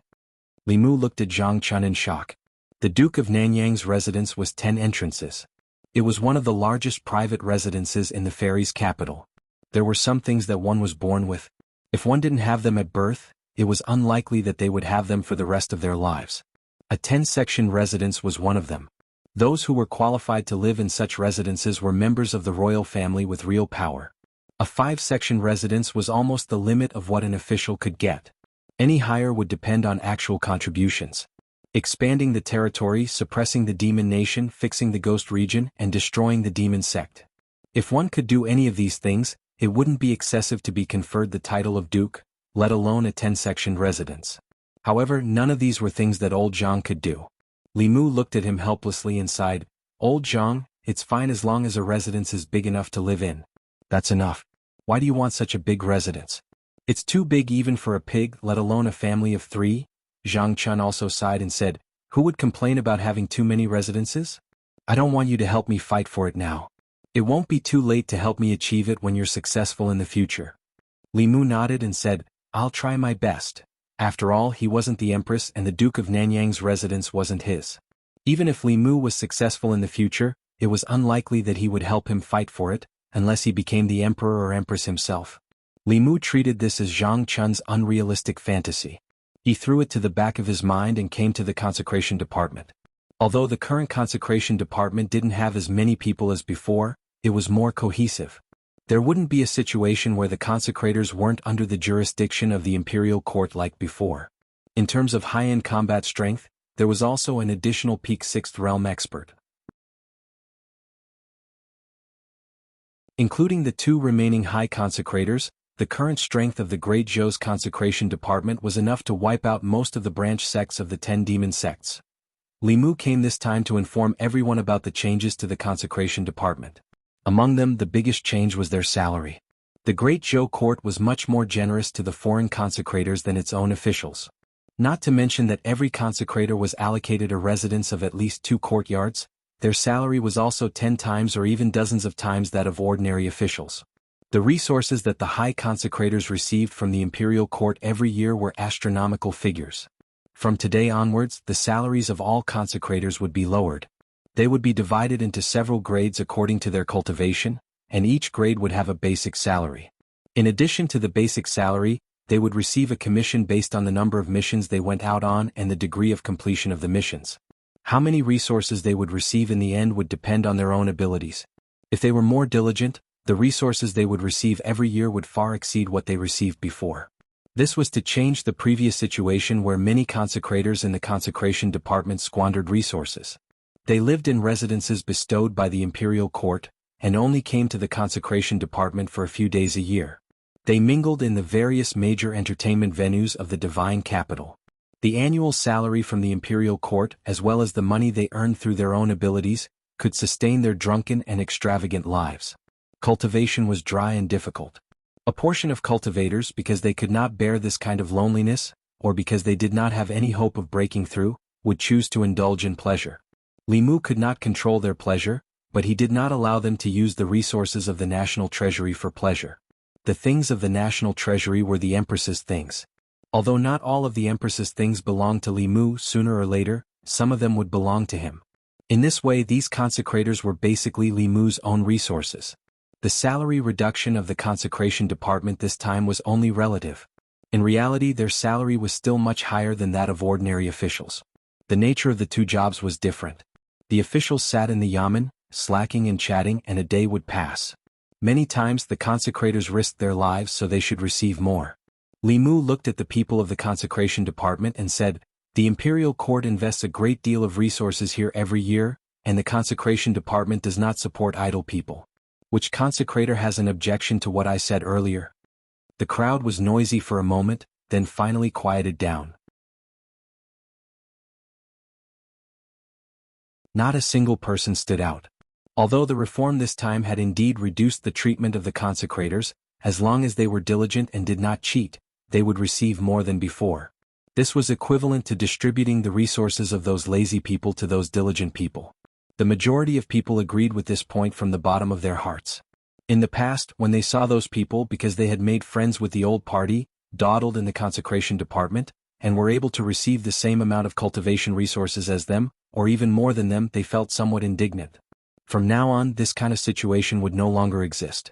Li Mu swept his gaze over the crowd and asked, "Does no one have any objections?" The consecrators thought to themselves, those who had objections to him had already been driven out of the consecration department. Of those who remained here, who would have any objections, who would dare to have any objections? After a long time, seeing that no one spoke, Li Mu nodded and said, "Since no one has any objections, then this matter is decided. In the future, if you have any questions, you can communicate with the 2 great consecrators at any time."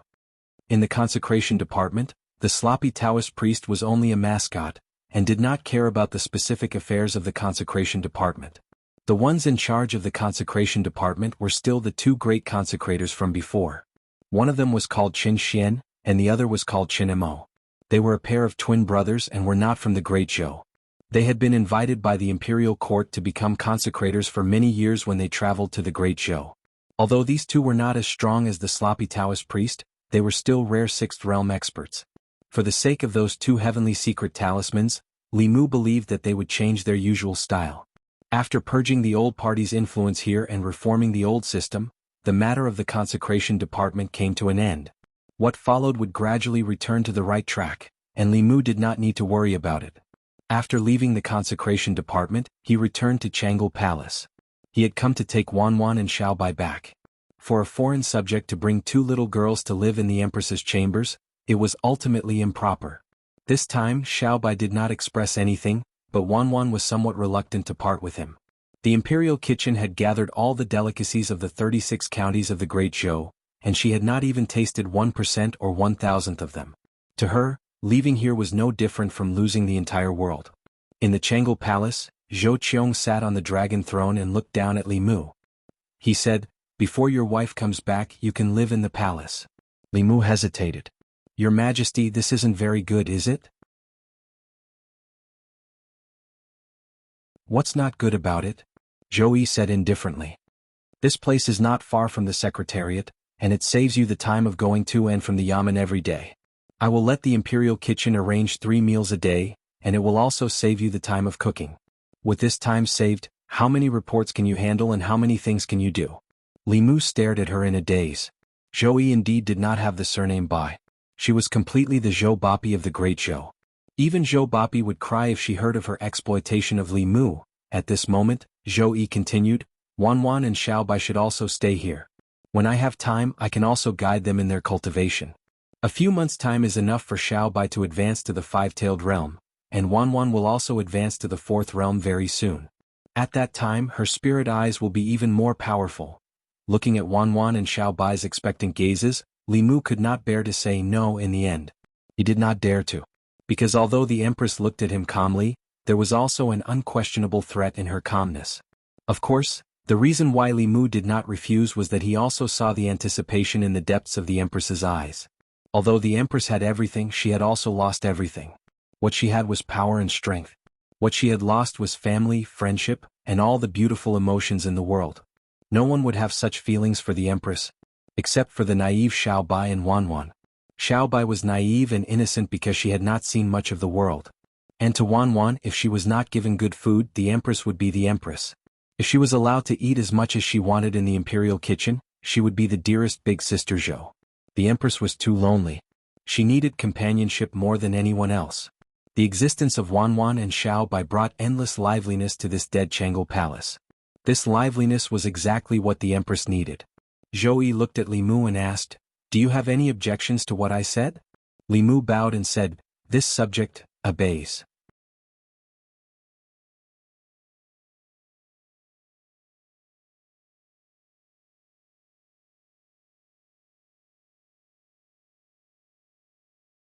Not only did she have designs on him, but she also had plans for his unborn son's life. Li Mu flatly refused, "That won't do. Even if I agree, my wife won't." Zhou Yi said, "That might not be the case." Li Mu shook his head and said, "Even if they agree, I won't." Zhou Yi asked, "I want to raise your son as the future emperor. Why won't you agree?" Li Mu had no reason to agree. He was the future headmaster of the Fulu school. His son could be considered the second generation of an immortal. His status was not lower than that of the Great Zhou's crown prince. Moreover, in the history of the Great Zhou, none of the emperors had lived long. He knew how tiring it was to review memorials. How could he let his own son suffer like this? He did not answer directly. Instead, he looked at the Empress and said, "If your Majesty wants a son, why go through so much trouble?" The Empress's eyes narrowed slightly. She looked at him and asked, "What did you say?" Li Mu looked back at Shangguan Li, who was standing at the door, and said, "Commander Shangguan is still young. She is also loyal to your Majesty. She is not an outsider. If your Majesty doesn't want to pass on the Xiao and Zhou families, you can let Commander Shangguan bear a son." Shangguan Li, who was eating melons, glared at Li Mu fiercely. She clasped her hands and said, "Your Majesty, I don't like men. No wonder Li Mu always looked at her with anger. She didn't like men, so he couldn't force her. Li Mu said, "And Mr. Mei?" Mr. Mei walked in from outside and asked, "What's wrong with me?" Li Mu said, "I'm praising you for being loyal to your majesty. I'm a little hungry. I'll go to the kitchen to find something to eat. You guys talk." After saying this, he quickly walked out of the Jianghu palace. Li Mu deeply experienced the empress's laziness again. Her laziness in the past was just to let Li Mu help her approve the memorials. Now she was so lazy that she didn't even want to have a child herself. Unfortunately, Li Mu couldn't do this for her. Besides, he and Lu Hanyan didn't plan to have a child so early. The empress's wishful thinking couldn't be realized so easily. In order to prevent the empress from having any ideas about him, he couldn't let her have a child or help her have a child. In the following days, Li Mu didn't mention this matter again. Living in the imperial palace was far more boring than Li Mu imagined. In order not to be seen by the officials of the Xianxia, he had to get up early every day and travel between the Jianghu palace and the secretariat. Occasionally he would go to the kitchen to cook a bowl of noodles and a cup of soup for the empress. After a long time, Li Mu wasn't the only one who couldn't stand it. Even Wanwan and Xiao Bai weren't as lively as they were at the beginning. Although the imperial palace was good and to Wanwan it was heaven. However, if she stayed here every day, heaven would become a prison.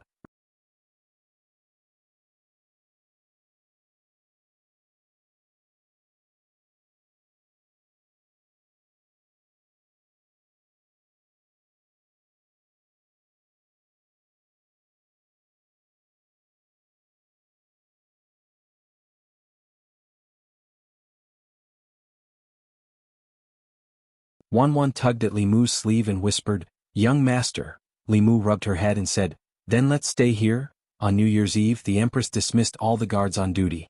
Even Mr. Mei and Shangguan Li were driven home by her. There were only 4 people left in Jianghu Palace. In addition to the New Year's Eve dinner prepared by the imperial kitchen, the 4 of them also made dumplings together. From the skin to the filling of the dumplings, they prepared everything bit by bit.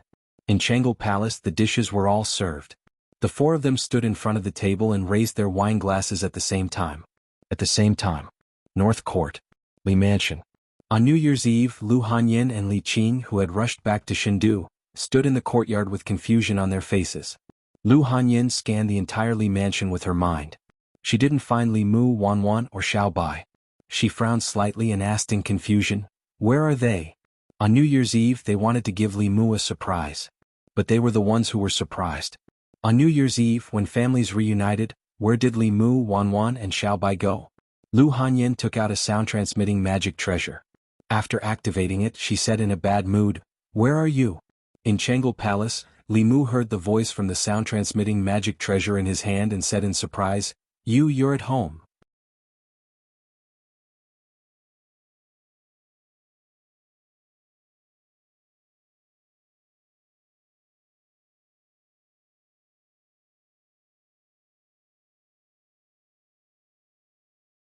They had to tidy up when they got home, so Li Mu and the others simply stayed in Jianghu Palace.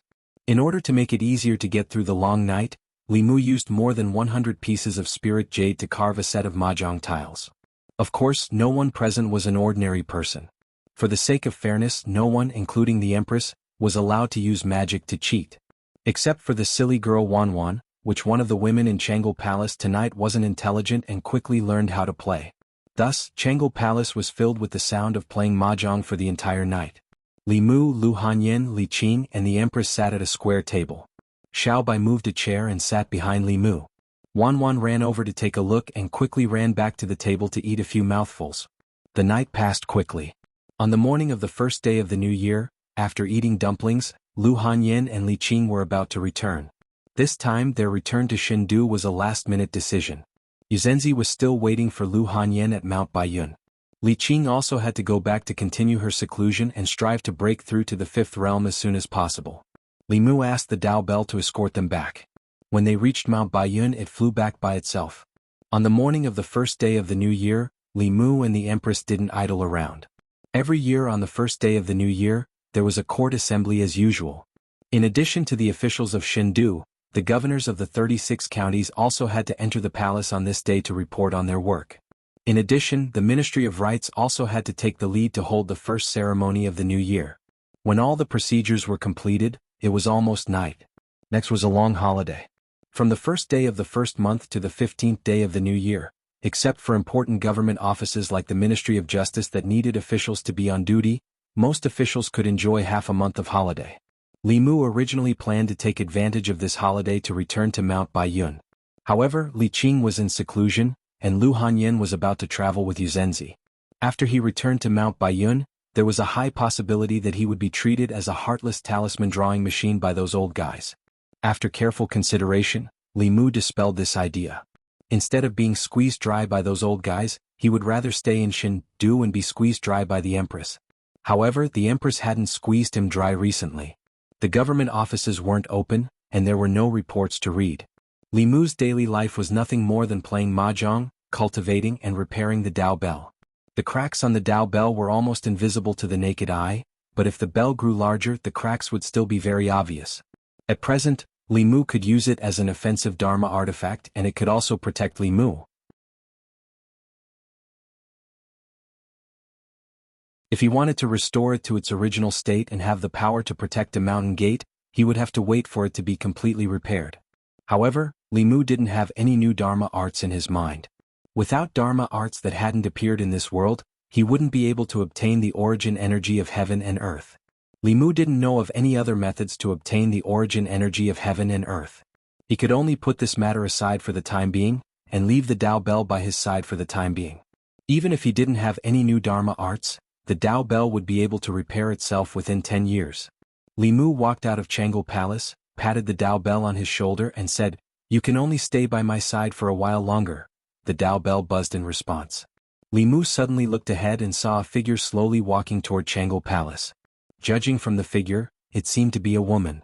She was wearing a black cloak and a black bamboo hat, and her aura was obscure as she walked slowly to the entrance of Jianghu Palace. She looked at Li Mu, who was standing at the entrance of Jianghu Palace, and asked, "What's your name?" Li Mu sized her up and said, "Li Mu." The woman in black nodded slightly and then asked, "Little Li, is Her Majesty in Jianghu Palace?"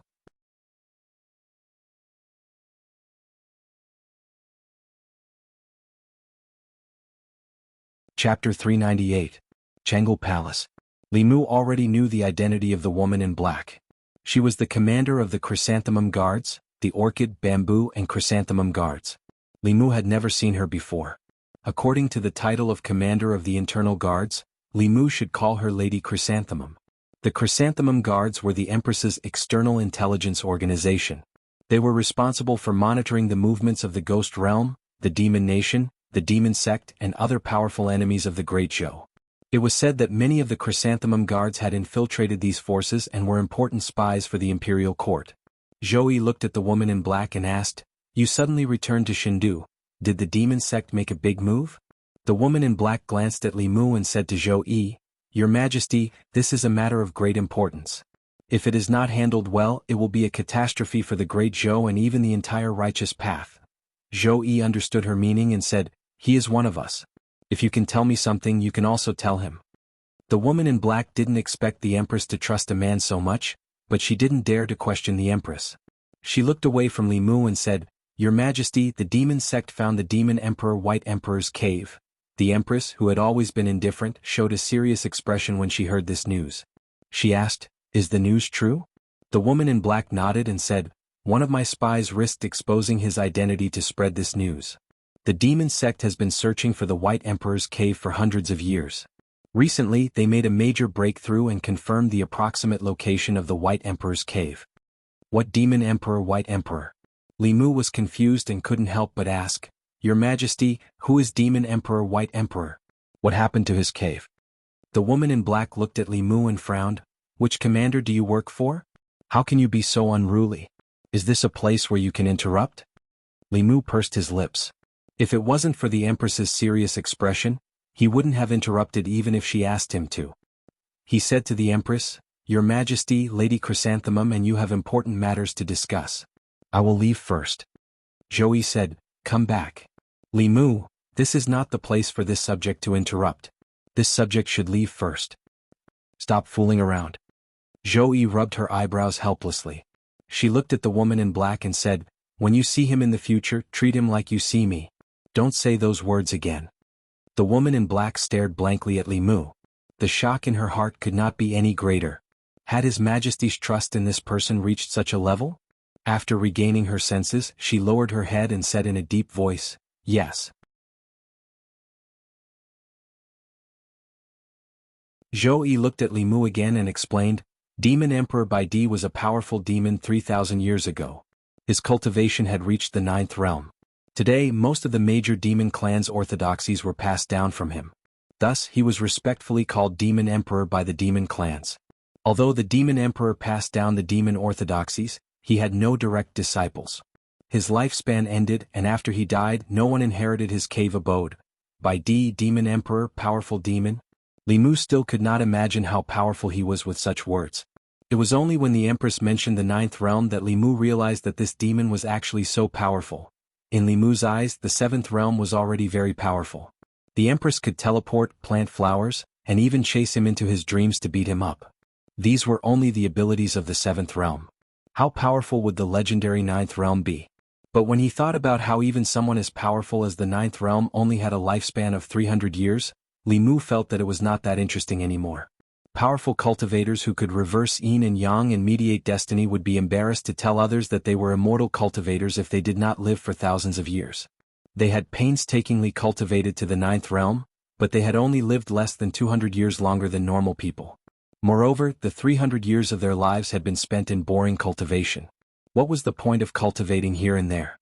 The Empress continued, It is said that in the Demon Emperor Bai Di's cave abode, there are many magic treasures and spirit herbs. Li Mu said in surprise, no matter how good the quality of those magic treasures and spirit herbs are, after 3,000 years, they will lose all their spiritual qi and become ordinary objects, right? The Empress nodded and said, the magic treasures will be damaged and the spirit herbs will lose their effectiveness. But even after 3,000 years the Tao page will not change at all. Li Mu was shocked and said, there is a Tao page in the Demon Emperor Bai Di's cave abode? The Empress said, this was not a secret at the time. It was because he comprehended part of the Tao page that he was able to pass down the teachings of the demon race. Later people guessed that the Tao page he had recorded the cultivation methods of the demon race in the world. In the current cultivation world, if there was any treasure that was the most precious, it would undoubtedly be the Tao page. Obtaining a Tao page would allow one to establish a sect and pass down their teachings. The 6 sects of Taoism and the various sects of the demon path all inherited their teachings from the Tao page. Over the past 10,000 years, even though the factions had been improving and innovating on the basis of the Tao pages and had made great progress, they had to admit that the cultivation world had only developed for a short period of time. It was still a long way from reaching the peak of the previous era. The scene Li Mu saw from the Fulu School's Tao page had already proved this point. The cultivation of this era was temporarily behind the previous era. The Tao page was at least an item from the previous era. In other words, obtaining the Tao page would allow one to obtain an even more powerful inheritance. He finally understood why Lady Ju and the Empress were so nervous. If this Tao page was obtained by the righteous path, it would be fine. But if it was obtained by the demon path's demon sect, it would be disastrous.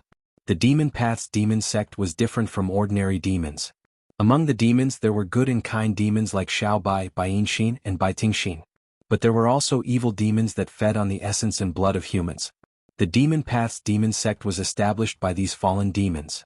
If the demon path's demon sect obtained this Tao page and comprehended an even more powerful demon art from it, it would be a huge blow to the Great Zhou and the righteous path. The demon race originally had an innate advantage. If they obtained a more complete and higher level cultivation method, they might be able to create a force that was not weaker than the 6 sects of Taoism within a few years. The black-clothed woman said solemnly, Your Majesty, we must prevent the demon sect from obtaining the Tao page. Otherwise it will lead to a disaster. Zhou Yi nodded and said, I understand. This Tao page must not fall into the hands of the demon path. Li Mu thought for a moment and said, Your Majesty, why don't we let the 3 consecrators of the consecration department go? With their strength, it won't be a problem for them to sweep through the demon path's demon sect and obtain the Tao page. Zhou Yi shook his head and said, They won't be able to enter Demon Emperor White Emperor's cave abode. Li Mu was puzzled. Why? Zhou Yi explained, The reason why his cave abode has not been discovered for so many years is because this cave abode is a flask space that he created himself.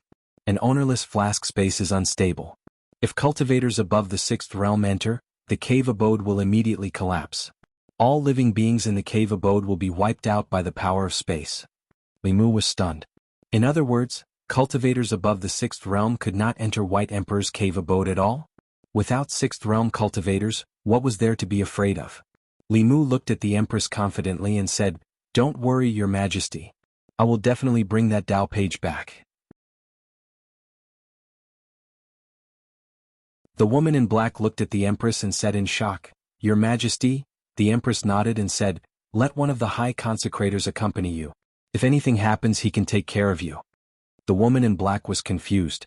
6th realm cultivators could not enter White Emperor's cave abode. In order to prevent the Tao page from falling into the hands of the demon path, shouldn't the imperial court send all the high consecrators below the 6th realm?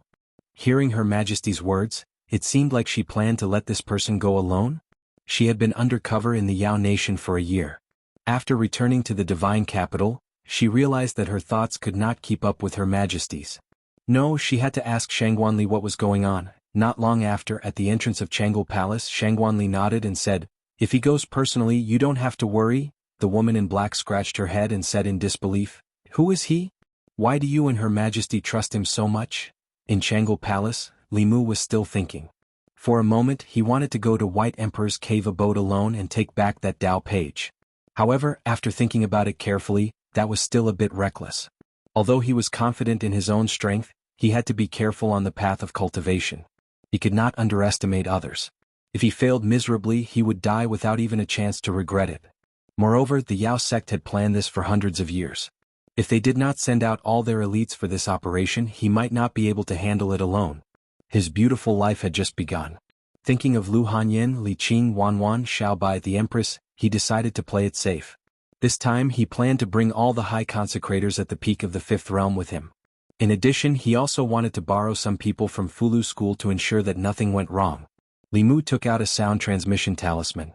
After Lu Hanyin went to White Cloud Mountain, she would probably return this talisman to Xianxia. He did not know what Xianxia was busy with. Li Mu urged the talisman several times, but there was no response. White Cloud Mountain, main peak, Taoist Palace.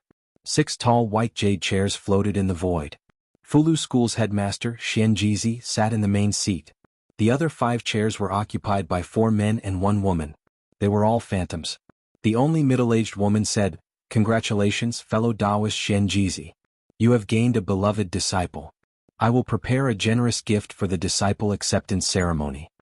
A middle-aged man beside her said, "I also want to congratulate fellow Taoist Yuzenzi for ascending to transcendence. Fulu School has gained another powerhouse." Xianxia cupped his hands and said, "Thank you, fellow Taoists." Then, as if he sensed something, he said to the crowd, "Please wait for a moment." He stretched out his hand.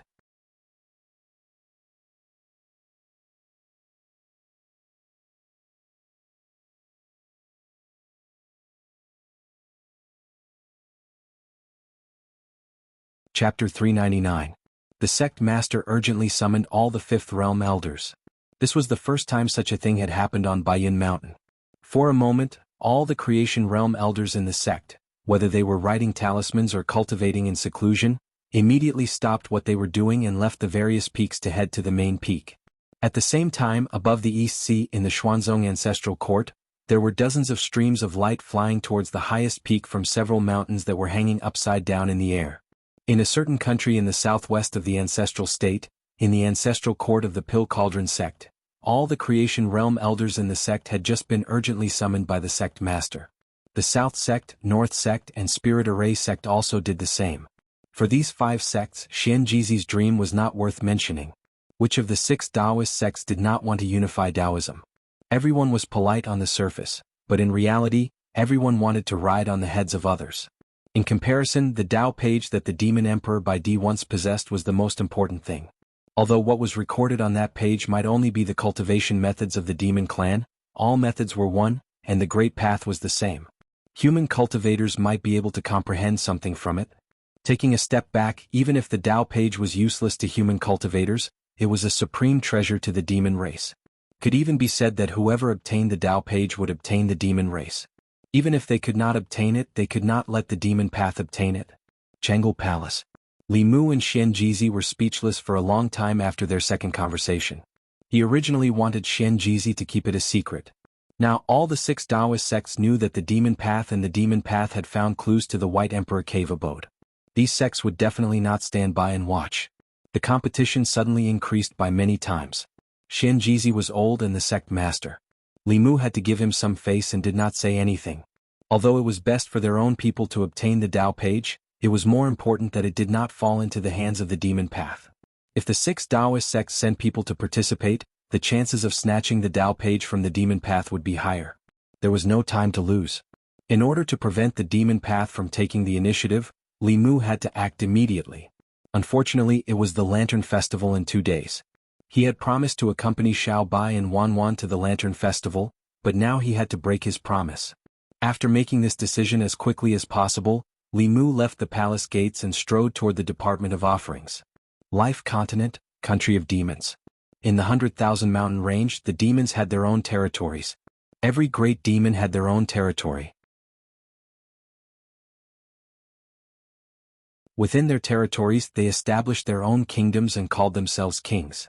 They recruited the demons and formed a powerful force. These forces had friction with each other, and occasionally, there would be annexation. Only those forces that were strong enough to intimidate others could survive for a long time. For example, the Demon Sect. The Demon Sect was not a country established by a certain demon race, and most of the members of the Demon Sect were not from the Demon Nation. Many of them had fled to the 100,000 mountain range after committing heinous crimes by feeding on human blood essence in the various countries in the ancestral state. The Demon Sect gathered these fallen demons together and formed a huge force. Even the top-ranked demon kings of the Demon Nation would not provoke them. This was because the Demon Sect was not only a single force, but also one of the 10 Demon Path sections. They had the support of the Demon Path behind them, allowing them to occupy a vast territory in the Demon Nation. The Demon Sect. Numerous mountain peaks were scattered all over the place. Each mountain peak was filled with dense demonic chi. Among them, demonic chi soared into the sky from several of the mountain peaks, piercing through the clouds. On the highest mountain peak, the pressure was extremely strong. Some of the lesser demons passing by would involuntarily lower their heads and feel panic in their hearts. On that mountain peak was the cave residence of the Grand Elder. The Demon Sect's Grand Elder was a late-stage core fragmentation expert. His strength was equivalent to a peak human cultivator in Dongxian. He was only one step away from stepping into the 7th realm and becoming a legendary spirit demon. On the mountain peak, in the most spacious cave residence, a strong man was sitting on a tall chair. His voice was as loud as a bell as he asked, "How is it?" Another figure knelt down and said, "Great Elder, we are 100% sure that the Demon King's cave is there. However, the Demon King has passed away and no one knows where the entrance to the space is. It will take some time to find the entrance to the cave." The strong man said in a deep voice, "Take your time. We have waited for hundreds of years. There is no need to rush." The figure kneeling on the ground said, "Grand Elder, why don't you look for it yourself? With your strength, it shouldn't be difficult to find the entrance to the Demon King's cave residence, right?" The strong man looked at him indifferently and said, "What do you know? If I leave here, I will definitely attract the attention of some old fellows. Don't forget where this place is. Once the news is leaked, the entire Demon Nation will be shaken. At that time, it will be even harder for us to get that thing." The figure immediately said, "It's my men who are stupid." The strong man asked, "How is the lockdown?" The figure nodded and said, "Don't worry, Grand Elder,